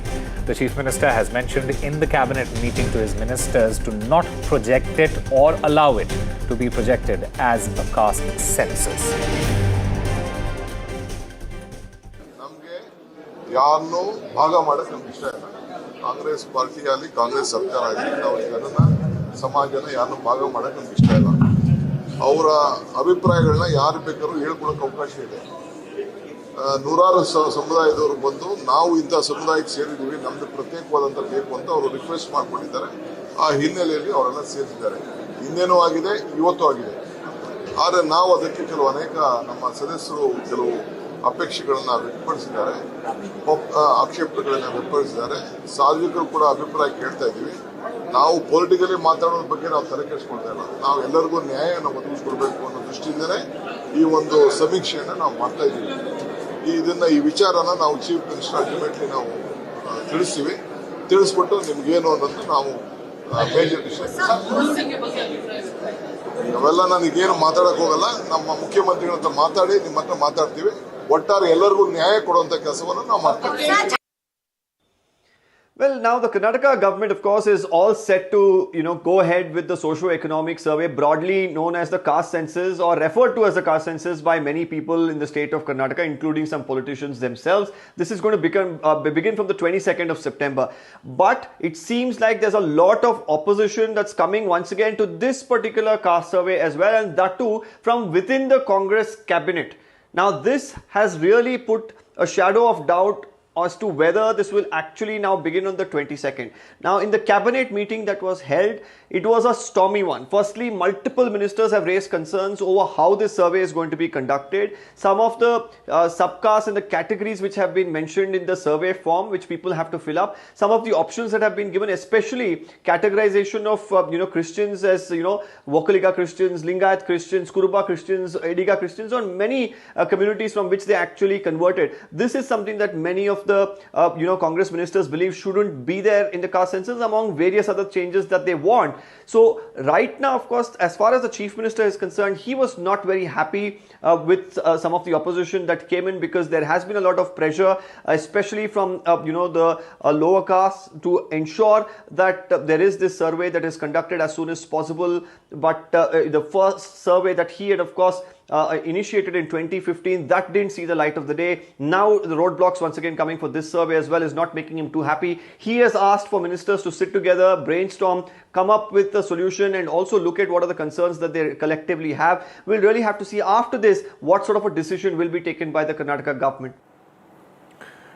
Deepika Padukone, who headlined the sci-fi blockbuster Kalki 2898 AD, will not return for its sequel. This comes soon after she exited Spirit, with Prabhas sparking questions across the industry. Questions such as, is it just a matter of dates and commitment, or is Bollywood's biggest star walking away from mega projects to prioritize family and after motherhood?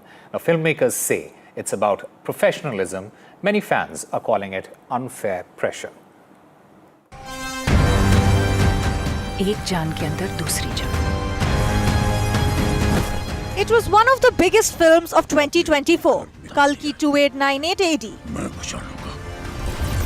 A star-studded spectacle featuring Prabhas, Amitabh Bachchan, Kamal Hassan and Deepika Padukone. But as the sequel plans take shape, there's one name missing, Deepika Padukone. The actress has now been dropped from the sequel after her team made certain demands that didn't sit well with the film's producers. In an ex-post, Vijayanti Movies said they have parted ways with the actor as they were unable to find a partnership for a film that deserves that commitment and much more. Sources told NDTV that Deepika's team demanded a 25% hike in her fee and 5-star accommodations for a 25-member crew accompanying her. Producers reportedly felt that the revised terms were too steep and unsustainable, especially after already managing massive budgets for the first film.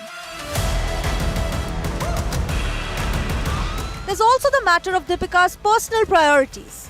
The actress recently welcomed her first child with Ranveer Singh. In an earlier interview, Deepika said that she now prefers strict 8-hour work days as she balances acting with motherhood. While this is entirely understandable, the makers of Kalki 2898 AD apparently found it difficult to accommodate such scheduling restrictions, especially for a film packed with VFX, action and tight timelines. Sources say the decision to part ways was mutual, with both sides realizing that the fit wasn't ideal for the sequel's scale. Kalki 2898 AD has already become a franchise to watch. But for the sequel, fans may see a new female lead step in. This is the second big film loss for Deepika this year, as she lost Prabhas starer Spirit over differences with the filmmaker Sandeep Reddy Vanga. As for Deepika, she continues to focus on motherhood and will next be seen in Singham Again and other major projects. With Sejal Gupta, NDTV Bureau Report.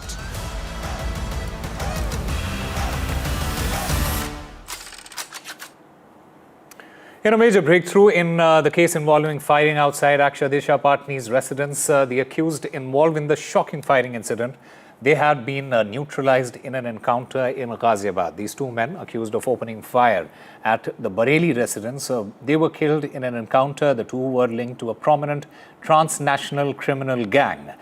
The case stems from a shooting that took place in the early hours of 12th of September when gunshots were fired at actor Patani's ancestral home in Bareilly's Civil Lines area, police said. The firing occurred at around 3:45 a.m., startling the quiet residential neighborhood. The residence is occupied by actor's family. Present at the time was at the shooting were Miss Patani's father, retired SP Jagdish Singh Patni, her mother, elder sister Khushbu Patni. Now, shortly after the incident, gangster Goldie Brar, a Canada-based criminal with extensive links to organized networks, claimed responsibility through a social media post.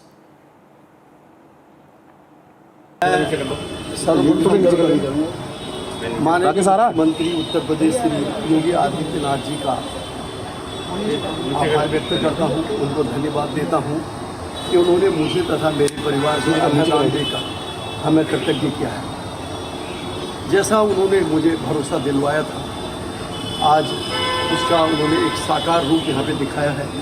एक भयमुक्त समाज का उन्होंने उनका जो अपना नारा था, जीरो टॉलरेंस, उसको करके में दिखाया है।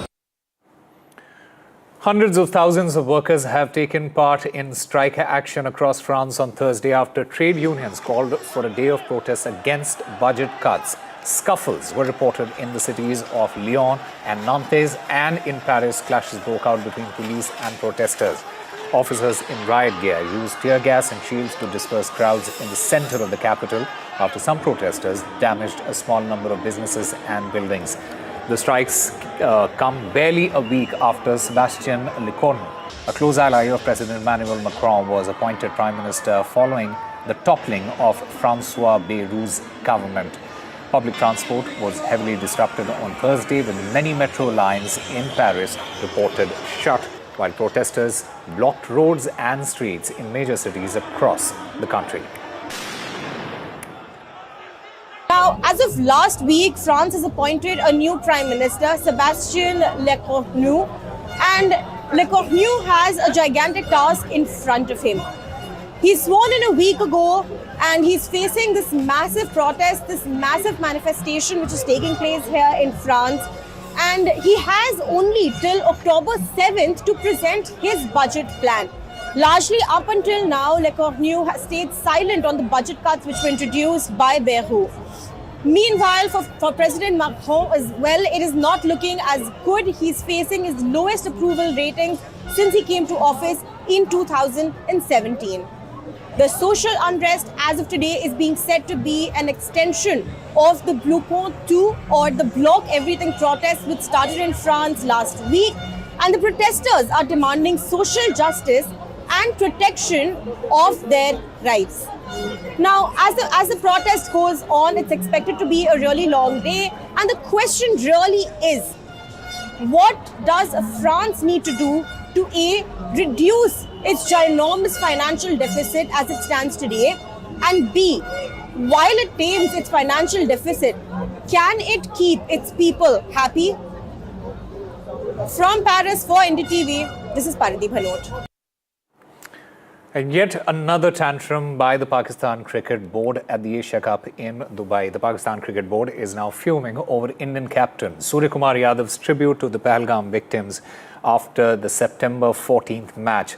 Now, this is the latest in the series of meltdowns. Earlier, the Pakistan team cried foul over the no handshake by Team India and later demanded the match referee Andy Pycroft to apologize, a request that was promptly rejected by the ICC.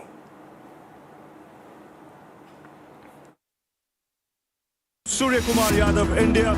Salman Agha, Pakistan. Match referees Andy Pycroft, and Surya will give it a flick. Last Sunday's India versus Pakistan Asia Cup clash may be history on the scoreboard, but the drama is far from over.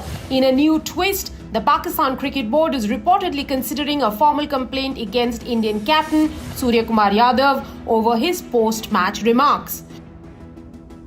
Surya had dedicated India's 7-wicket win to the armed forces involved in Operation Sindoor and expressed solidarity with families affected by the recent Pahalgam terror attack. We stand by with the victims of the families of Pahalgam terror attack, and we express our solidarity. And also, most important thing for me, we want to dedicate today's win to all our armed forces who showed a lot of bravery. Sources tell NDTV that PCB views this as a political statement on a sporting platform, one they believe violates the spirit of the game. Adding fuel to the fire, Pakistan players were reportedly upset after the Indian team allegedly refused to exchange handshakes before and after the match, breaking a long-standing tradition of sportsmanship. Former PCB chairman Ramiz Raja didn't hold back. सबसे ज़्यादा frustration थी वो ये थी कि जो post match presentation में जो बात की गई है वो जो एडिटोरियल है उसके कौन उसको हमने मुर्दे इल्ज़ाम ठहराना है क्योंकि वो था critical point. The ICC has now given the PCB 7 days starting Sunday to file an official complaint. With the next India-Pakistan showdown just days away, tensions are rising beyond the boundary ropes. What was meant to be a celebration of cricket is now clouded by diplomatic undertones. All eyes now on the ICC and on how both teams conduct themselves in the next encounter. In New Delhi, Rika Roy for NDTV. Time for a very short break. More news and updates on the other side.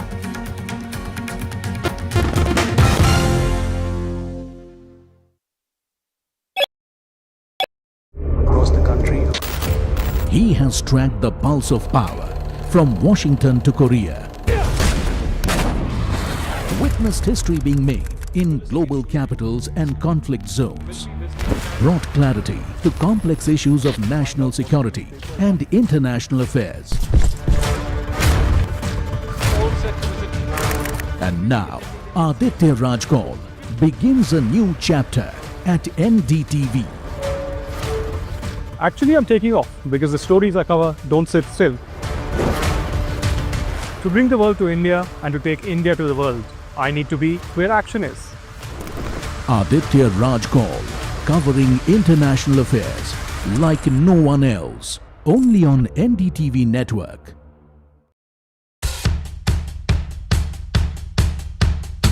The markets move fast. And so should your portfolio. Expert insights, real-time stock picks. Do I buy Ola? Should I hold ICICI for the long term? Buy, sell or hold. The answers you need, straight from the experts. Callers from India and across the world. Connect live, ask, decide and invest wisely. Your portfolio, your future. Ask Profit.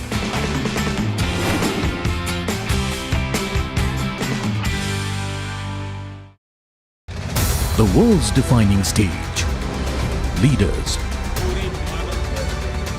visionaries, decision makers, confronting the challenges of our time. हमारा प्रयास होगा भारत की century सिर्फ भारत की नहीं बल्कि पूरी मानवता की जीत की सेंचुरी बने. NDTV World Summit 2025, Edge of the Unknown, 17th to 18th October, only on NDTV. Pulling us into this country. They argue, I conclude.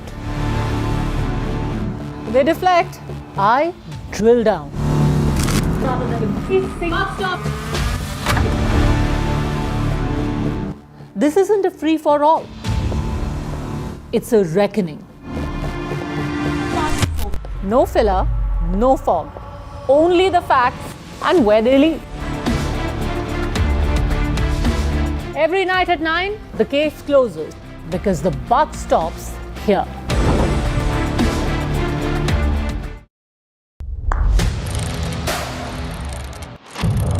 What seems settled for me is unfinished business. So I rewind. I pause. I reflect. I dig until what's buried stands up to be counted. Breaking ground, not just headlines, the meaning behind them. This is Breaking Ground with me, Vedika Sood. Vanakkam Tamil Nadu. Well, the battle for Tamil Nadu 2026 is open now. After Chief Minister Stalin rolls up his sleeves and Vijay steps in as a star challenger. This is a mass gathering, not for cash. Meanwhile, a former Chief Minister, Edappadi Palaniswamy, begins his fight back. The big comeback campaign by EPS has well and truly begun. These are all the ultimate players, and this is going to be the ultimate test.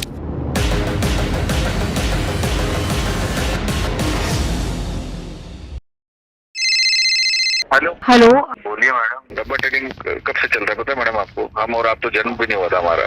We investigated a shady advisory firm that has spent big bucks on advertising on the front pages of national dailies.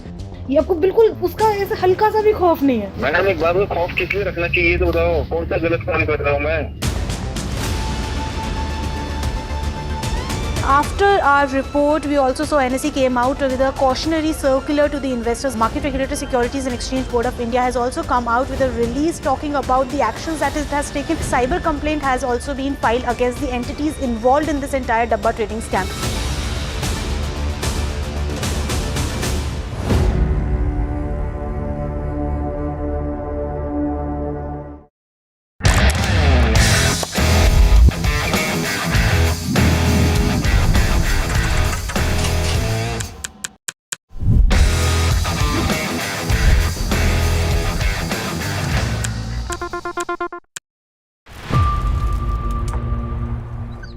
We see the problems, but you as a social entrepreneur see the solutions. You are not just creating solution, you are creating a future where everyone has a chance to thrive. For the change makers, the innovators, the ones building a better world, one solution at a time. The Adani Green Talk Social Impact Awards are created for you. Green Talk Social Impact Awards 2025, coming soon.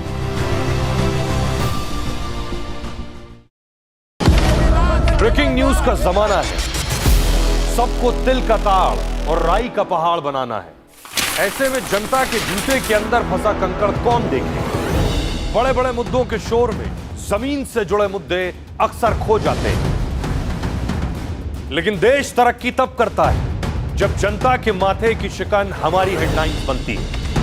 मैं सैयद सुहेल भारत को जीता हूं, भारत की बात बताता हूं, NDTV India पर।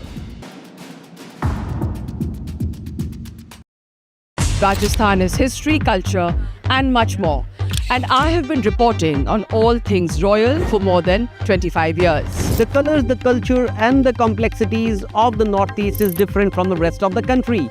I have been bringing the Northeast closer to the capital for over 15 years. Madhya Pradesh is the heart of India, and I have been capturing its every beat for over 10 years, covering the corridors of power, what is said, what is left unsaid, and what it actually means for you and me. I have it all covered. Kashmir is often called paradise on earth, a region that has been in a state of flux from conflict to India's crowning glory. I have been reporting and decoding Jammu and Kashmir for last 3 decades.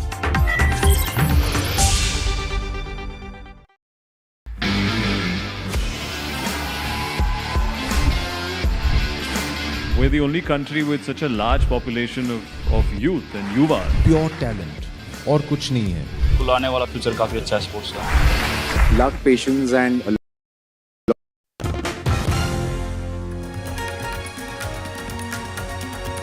Hello and welcome. You're watching NDTV. I'm Aditi Bhardwaj, and let's take a look at the top stories that we're tracking here at this hour. Congress MP Rahul Gandhi accuses the Election Commission of shielding vote thieves and alleging mass deletion of voters' names in Congress strongholds in Karnataka elections. EC says claims are baseless, incorrect and misleading. In a big relief for the Adani Group, SEBI junks Hindenburg report. Gautam Adani hails SEBI's clean chit. Gautam Adani says truth has finally prevailed.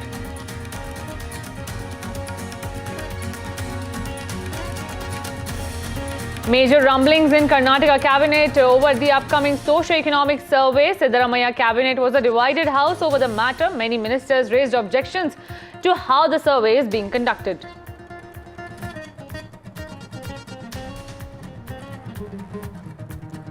An actor, Robo Shankar, passes away at the age of 46. Popular star Kamal Haasan condoles Shankar's demise.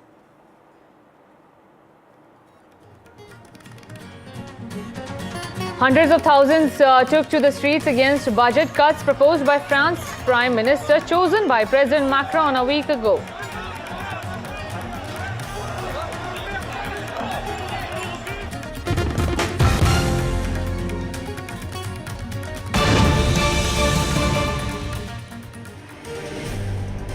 And breaking news coming in at this hour on SEBI giving a clean chit to the Adani Group in the Hindenburg case. BJP national spokesperson Shehzad Poonawala has trained guns at the opposition, especially the Congress party, asking them to apologize as they use the Hindenburg report to hurt India's economic interests. That's the charge being levelled by the BJP against the Congress party and the opposition in particular.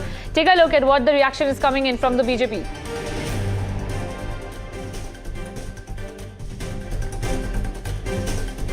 Today, truth has prevailed once again.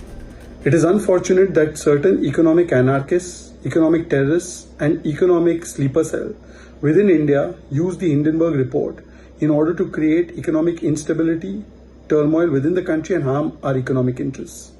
And that too at the loss of thousands of crores of the Indian investors. This is not the first body blow this entire cabal has faced. In fact, the Supreme Court also dismissed the baseless allegations of Hindenburg, upheld the integrity of SEBI, and said that those who are profiteered by creating economic losses for Indian investors should be investigated. In a big relief and vindication for the Adani Group, markets regulator SEBI has dismissed allegations levelled by US short seller Hindenburg Research.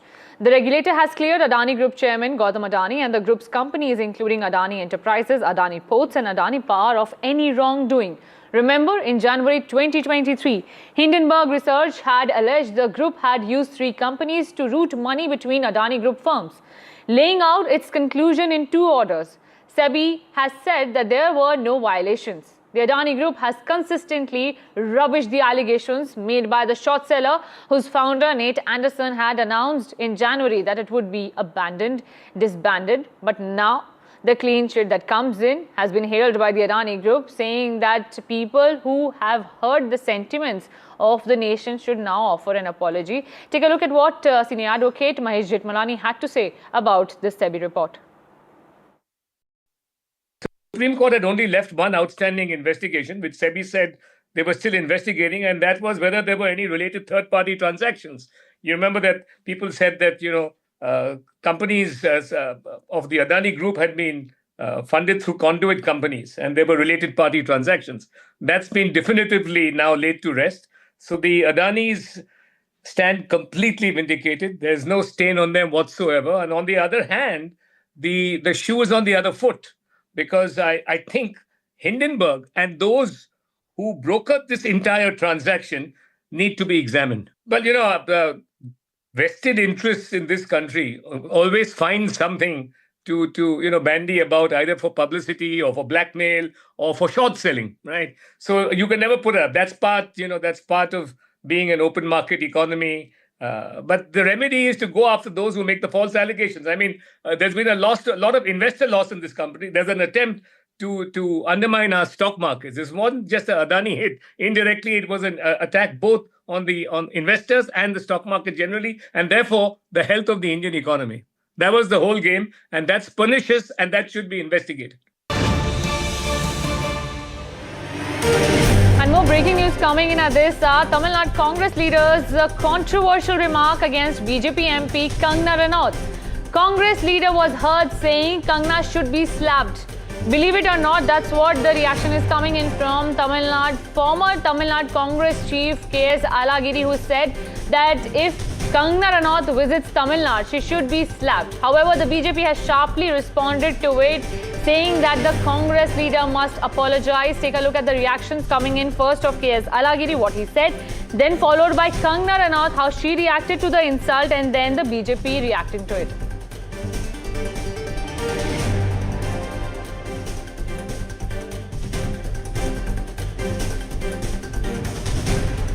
A 10 or 15 agriculturists came to me and reported that Kangana Ranaut, once she told to the press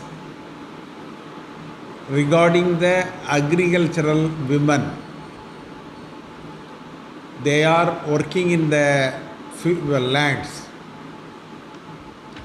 One of the media invited them to garland them, to praise them and give some certificate that they are the revolutionary ladies. Even though they are working in the fields, they are very prompt, they are very brave, and they are capable to achieve everything. So in that way, they praised those ladies. One reporter asked Kangana Rawat about this. She immediately replied, they have come here only for 100 rupees. If we give 100 rupees, they can come anywhere. In that way, they are coming here. They have coming here. In that way, she replied. हमारे भारत में जो है हम कहीं भी जाएंगे, कोई हमें रोक नहीं सकता। और चाहे जिसे कहते हैं ना कि अगर नफरत करने वाले कुछ है तो प्यार करने वाले उससे। तमिलनाडु में मैंने डॉक्टर जे ललिता का जो किरदार निभाया है, आप मानेंगे नहीं, हमारे ऑपोजिशन के जो एमपीज हैं जो वहां पे बैठे होते हैं, हम उस दिन वोटिंग कर रहे थे तो एक लिस्ट में लाइन लगी थी, लाइन से जाते हुए 3-4 लोग मुझे तलैवी कहते हुए गए। तो इतना प्यार मुझे करते हैं, तो ऐसा इसकी कोई बात नहीं है। किसी एक व्यक्ति की कुछ कहने से क्या फर्क पड़ता है, बहुत है। और आई थिंक महिलाओं की जो डिग्निटी है, इंटेग्रिटी है, उसका एक ऐसे हर आए दिन चित्रे उड़ाना, मजाक उड़ाना, उनको ऐसे कहना, तो कहीं ना कहीं एक आम साधारण लड़कों को भी लगता है कि हम भी अपने कॉलेज की किसी मेट को या मोहल्ले की किसी बेटी को या बहन को इस तरह से ट्रीट कर सकते हैं। तो ये ठीक नहीं है। आई थिंक महिलाओं के बारे में ऐसे अभद्र भाषा। Yes, Aragiri is a very senior, a politician, and also, if I am right, a Rajya Sabha member, also parliamentarian, and also, a legislative member. He has been a president of Congress. But a senior person like him, talking like this, creating, instigating violence, or talking ill about a woman, I think they are happy to talk about a woman. In fact, I should not say this, but I have to say this.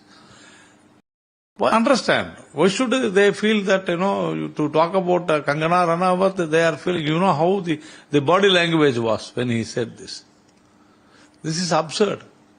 A man like him, a matured person, a senior leader, I think he should have avoided all these things.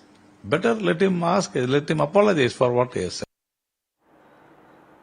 Now, Congress leader K.S. Alagiri triggered controversy after saying that actor and BJP MP Kangana Ranaut should be slapped if she visited Tamil Nadu. Alagiri, who is a former Tamil Nadu Congress president, said he was reacting to complaints from farmers who were upset with Ranaut's past comments. With that, we also have on our broadcast Sam Daniel from Chennai. Thank you so much, Sam, for joining us at this hour. Do tell us about the exact context in which Congress leader made this remark.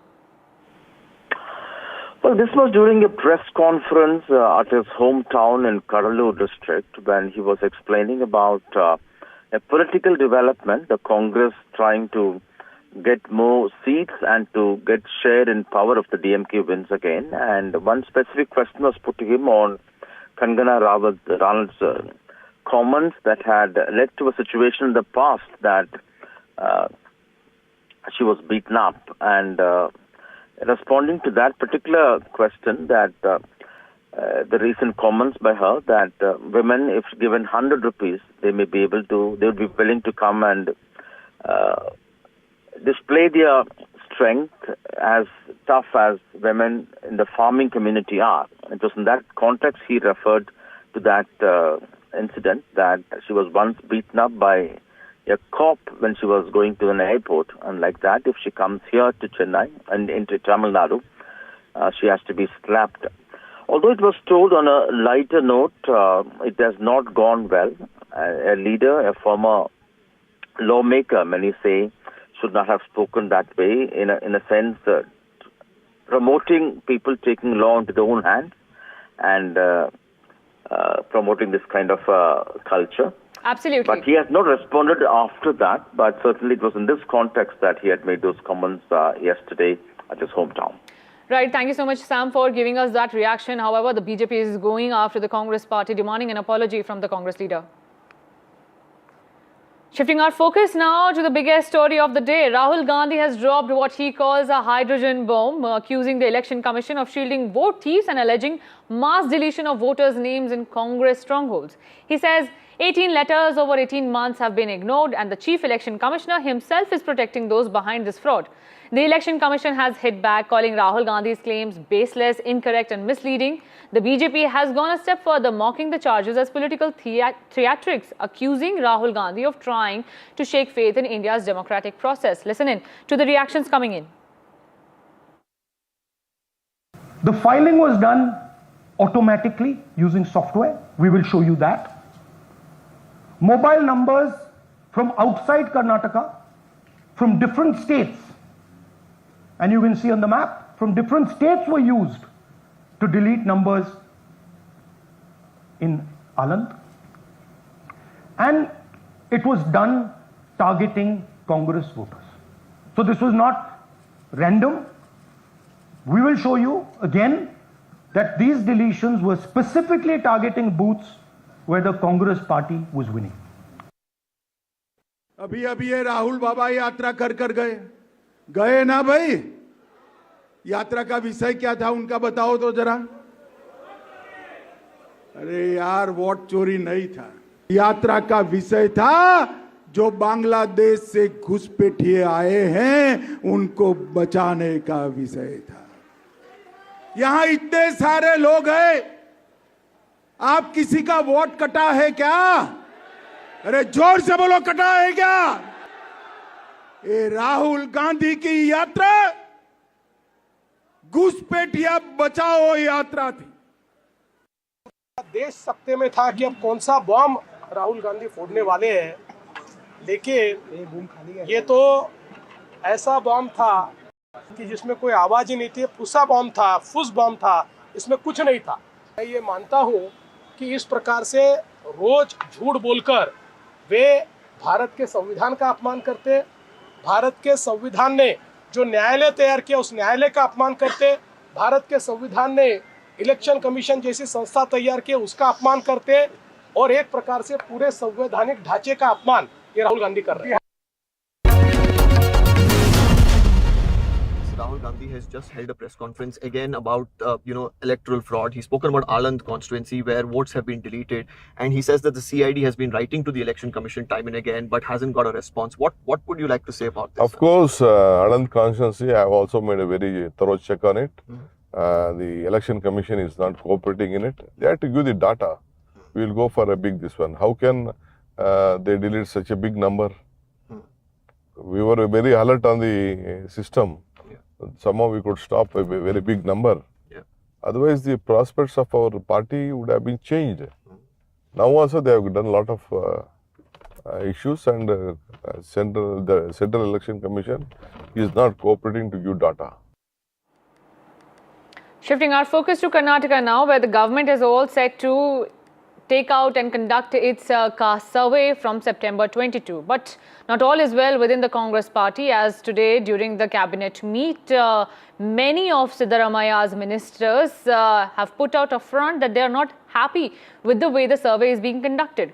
The addition of caste in the survey became a big bone of contention. Many ministers objected to the Christian subcategories mentioned in the survey, forms like Kuruba Christian, Lingayat Christian, Vokaliga Christian and others. However, Karnataka Chief Minister was quite irked with the ministers and then instructed a group of ministers to hold a separate meeting and compile the concerns and then bring it to him.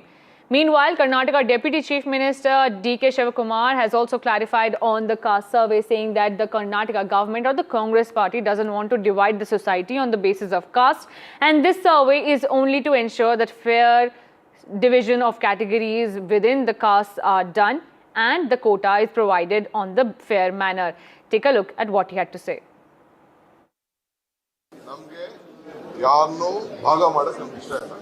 Congress party ಆಗಲಿ ಕಾಂಗ್ರೆಸ್ ಸರ್ಕಾರ ಆಗಲಿ ನಾವು ಜನನ ಸಮಾಜನ ಯಾರನ್ನು ಭಾಗ ಮಾಡೋಕ್ಕೆ ನಮ್ಗೆ ಇಷ್ಟ ಇಲ್ಲ. ಅವರ ಅಭಿಪ್ರಾಯಗಳನ್ನ ಯಾರು ಬೇಕಾದ್ರೂ ಹೇಳ್ಕೊಳಕ್ಕೆ ಅವಕಾಶ ಇದೆ. ನೂರಾರು ಸಮುದಾಯದವರು ಬಂದು ನಾವು ಇಂಥ ಸಮುದಾಯಕ್ಕೆ ಸೇರಿದ್ದೀವಿ, ನಮ್ದು ಪ್ರತ್ಯೇಕವಾದಂಥ ಬೇಕು ಅಂತ ಅವರು ರಿಕ್ವೆಸ್ಟ್ ಮಾಡ್ಕೊಂಡಿದ್ದಾರೆ. ಆ ಹಿನ್ನೆಲೆಯಲ್ಲಿ ಅವರೆಲ್ಲ ಸೇರಿಸಿದ್ದಾರೆ. ಹಿಂದೇನೂ ಆಗಿದೆ, ಇವತ್ತು ಆಗಿದೆ. ಆದರೆ ನಾವು ಅದಕ್ಕೆ ಕೆಲವು ಅನೇಕ ನಮ್ಮ ಸದಸ್ಯರು ಕೆಲವು ಅಪೇಕ್ಷೆಗಳನ್ನ ವ್ಯಕ್ತಪಡಿಸಿದ್ದಾರೆ, ಆಕ್ಷೇಪಗಳನ್ನ ವ್ಯಕ್ತಪಡಿಸಿದ್ದಾರೆ. ಸಾರ್ವಜನಿಕರು ಕೂಡ ಅಭಿಪ್ರಾಯ ಕೇಳ್ತಾ ಇದ್ದೀವಿ. ನಾವು ಪೊಲಿಟಿಕಲಿ ಮಾತಾಡೋದ್ರ ಬಗ್ಗೆ ನಾವು ತಲೆ ಕೆಡಿಸ್ಕೊಳ್ತಾ ಇಲ್ಲ. ನಾವು ಎಲ್ಲರಿಗೂ ನ್ಯಾಯವನ್ನು ಒದಗಿಸ್ಕೊಡ್ಬೇಕು ಅನ್ನೋ ದೃಷ್ಟಿಯಿಂದಲೇ ಈ ಒಂದು ಸಮೀಕ್ಷೆಯನ್ನು ನಾವು ಮಾಡ್ತಾ ಇದ್ದೀವಿ. ಈ ವಿಚಾರನ ನಾವು ಚೀಫ್ ಮಿನಿಸ್ಟರ್ ಅಲ್ಟಿಮೇಟ್ಲಿ ನಾವು ತಿಳಿಸ್ಬಿಟ್ಟು ನಿಮ್ಗೇನು ಅನ್ನೋದು ನಾವು ಮೇಜರ್ ಅವೆಲ್ಲ ನನಗೇನು ಮಾತಾಡಕ್ ಹೋಗಲ್ಲ. ನಮ್ಮ ಮುಖ್ಯಮಂತ್ರಿಗಳ ಹತ್ರ ಮಾತಾಡಿ ನಿಮ್ಮ ಹತ್ರ ಮಾತಾಡ್ತೀವಿ. ಒಟ್ಟಾರೆ ಎಲ್ಲರಿಗೂ ನ್ಯಾಯ ಕೊಡುವಂತ ಕೆಲಸವನ್ನು ನಾವು ಮಾಡ್ತೀವಿ. Well, now the Karnataka government, of course, is all set to, go ahead with the socio-economic survey, broadly known as the caste census or referred to as the caste census by many people in the state of Karnataka, including some politicians themselves. This is going to begin from the 22nd of September. But it seems like there's a lot of opposition that's coming once again to this particular caste survey as well, and that too from within the Congress cabinet. Now, this has really put a shadow of doubt as to whether this will actually now begin on the 22nd. Now, in the cabinet meeting that was held, it was a stormy one. Firstly, multiple ministers have raised concerns over how this survey is going to be conducted. Some of the subcastes and the categories which have been mentioned in the survey form, which people have to fill up, some of the options that have been given, especially categorization of Christians as Vokaliga Christians, Lingayat Christians, Kuruba Christians, Ediga Christians, or many communities from which they actually converted. This is something that many of the Congress ministers believe shouldn't be there in the caste census, among various other changes that they want. So right now, of course, as far as the chief minister is concerned, he was not very happy with some of the opposition that came in, because there has been a lot of pressure, especially from the lower caste, to ensure that there is this survey that is conducted as soon as possible. But the first survey that he had, of course, initiated in 2015, that didn't see the light of the day. Now the roadblocks once again coming for this survey as well is not making him too happy. He has asked for ministers to sit together, brainstorm, come up with a solution, and also look at what are the concerns that they collectively have. We'll really have to see after this what sort of a decision will be taken by the Karnataka government. On that note, we're slipping into a very short break. Don't go anywhere. Keep watching NDTV.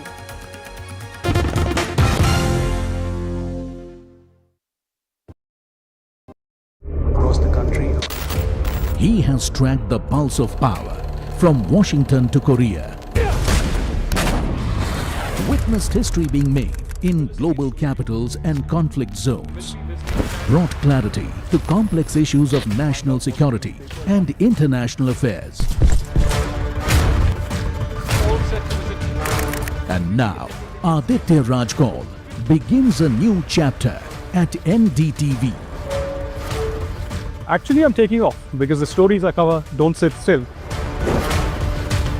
To bring the world to India and to take India to the world, I need to be where action is. Aditya Rajkol, covering international affairs like no one else. Only on NDTV Network.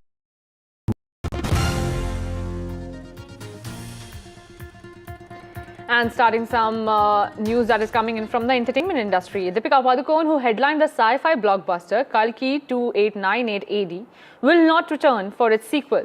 This comes soon after she exited Spirit with Prabhas, speaking and sparking questions across the industry. Is it just a matter of dates and commitments, or is Bollywood's biggest star walking away from mega projects to prioritize family after motherhood?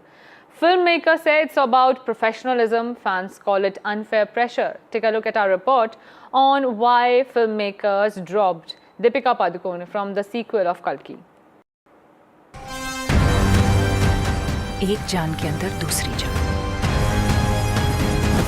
It was one of the biggest films of 2024, Kalki 2898 AD. A star-studded spectacle featuring Prabhas, Amitabh Bachchan, Kamal Hassan and Deepika Padukone. But as the sequel plans take shape, there's one name missing, Deepika Padukone. The actress has now been dropped from the sequel after her team made certain demands that didn't sit well with the film's producers. In an ex-post, Vijayanti Movies said they have parted ways with the actor as they were unable to find a partnership for a film that deserves that commitment and much more. Sources told NDTV that Deepika's team demanded a 25% hike in her fee and 5-star accommodations for a 25-member crew accompanying her. Producers reportedly felt that the revised terms were too steep and unsustainable, especially after already managing massive budgets for the first film. There's also the matter of Deepika's personal priorities. The actress recently welcomed her first child with Ranveer Singh. In an earlier interview, Deepika said that she now prefers strict 8-hour work days as she balances acting with motherhood. While this is entirely understandable, the makers of Kalki 2898 AD apparently found it difficult to accommodate such scheduling restrictions, especially for a film packed with VFX, action and tight timelines. Sources say the decision to part ways was mutual, with both sides realizing that the fit wasn't ideal for the sequel's scale. Kalki 2898 AD has already become a franchise to watch. But for the sequel, fans may see a new female lead step in. This is the second big film loss for Deepika this year, as she lost Prabhas starrer Spirit over differences with the filmmaker Sandeep Reddy Vanga. As for Deepika, she continues to focus on motherhood and will next be seen in Singham Again and other major projects. With Sejal Gupta, NDTV Bureau Report.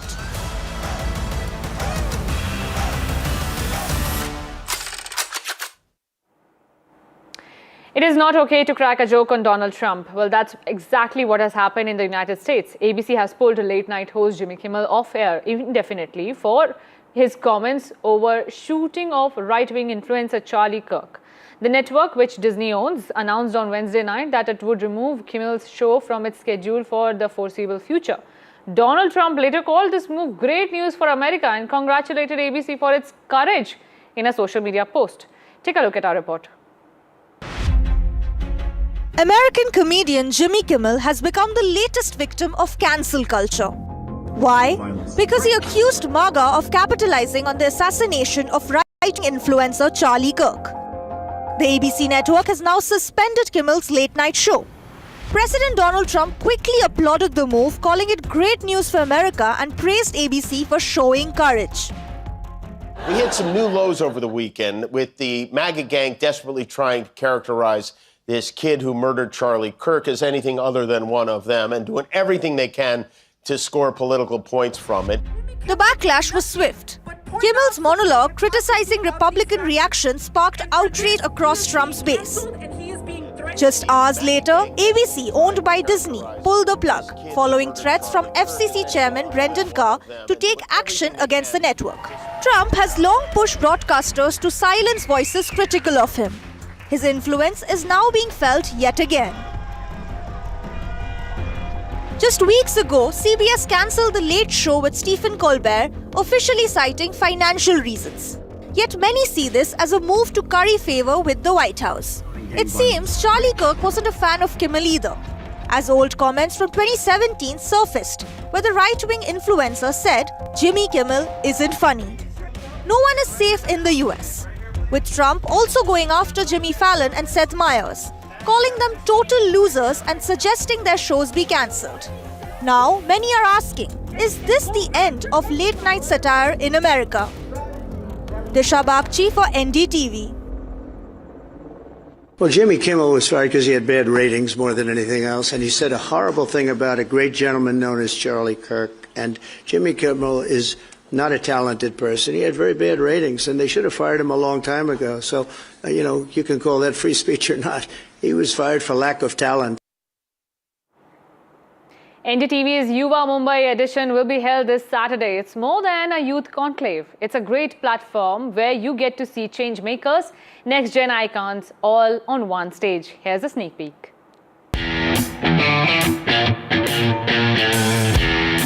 Dreamers, doers and disruptors.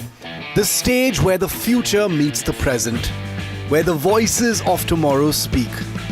NDTV Yuva returns with another power-packed edition.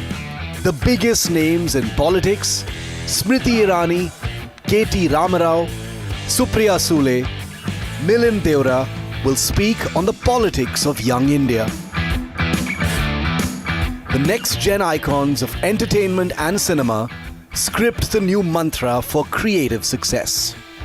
Riya Chakravarti is set to talk about her story in her voice on her next chapter. A musical session by Arman Malik will be the event's grand finale. One stage, infinite possibilities. NDTV Yuva 2025, Mumbai chapter, this Saturday. Don't miss it.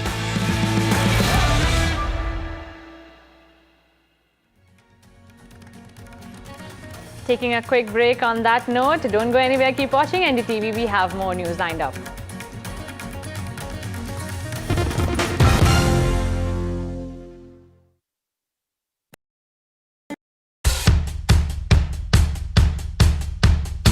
The markets move fast. And so should your portfolio. Expert insights, real-time stock picks. Do I buy Ola? Should I or hold CDSL for the long term? Buy, sell or hold. The answers you need, straight from the experts. Callers from India and across the world. Connect live, ask, decide and invest wisely. Your portfolio, your future. Ask Profit.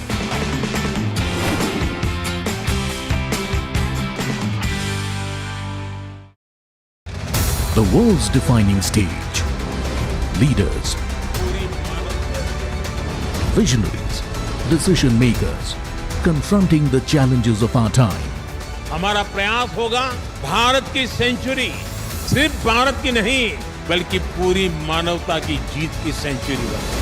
NDTV World Summit 2025, Edge of the Unknown, 17th to 18th October, only on NDTV. Other opposition parties. They argue, I conclude. They deflect, I drill down. Stop. This isn't a free-for-all. It's a reckoning.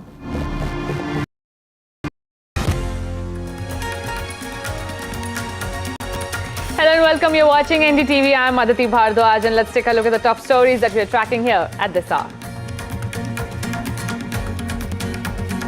Congress MP Rahul Gandhi accuses the Election Commission of shielding vote thieves and alleging mass deletion of voters' names in Congress strongholds in Karnataka elections. EC says claims are baseless, incorrect and misleading.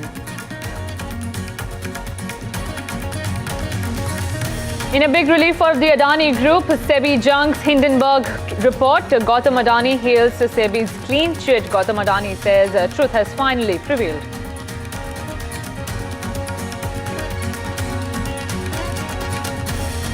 Major rumblings in Karnataka cabinet over the upcoming socio-economic survey. Siddaramaiah cabinet was a divided house over the matter. Many ministers raised objections to how the survey is being conducted.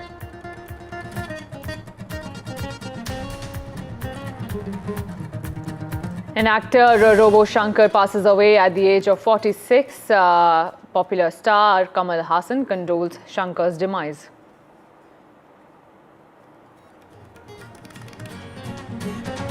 Hundreds of thousands took to the streets against budget cuts proposed by France's Prime Minister, chosen by President Macron a week ago.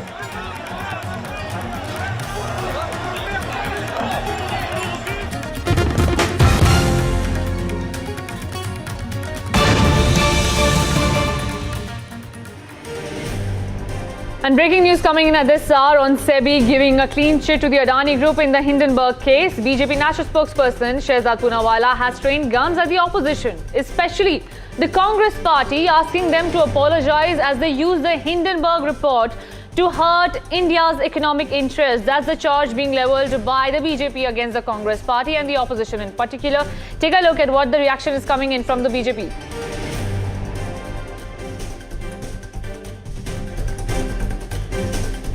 Today, truth has prevailed once again. It is unfortunate that certain economic anarchists, economic terrorists, and economic sleeper cell within India used the Hindenburg report in order to create economic instability, turmoil within the country and harm our economic interests. And that too at the loss of thousands of crores of the Indian investors.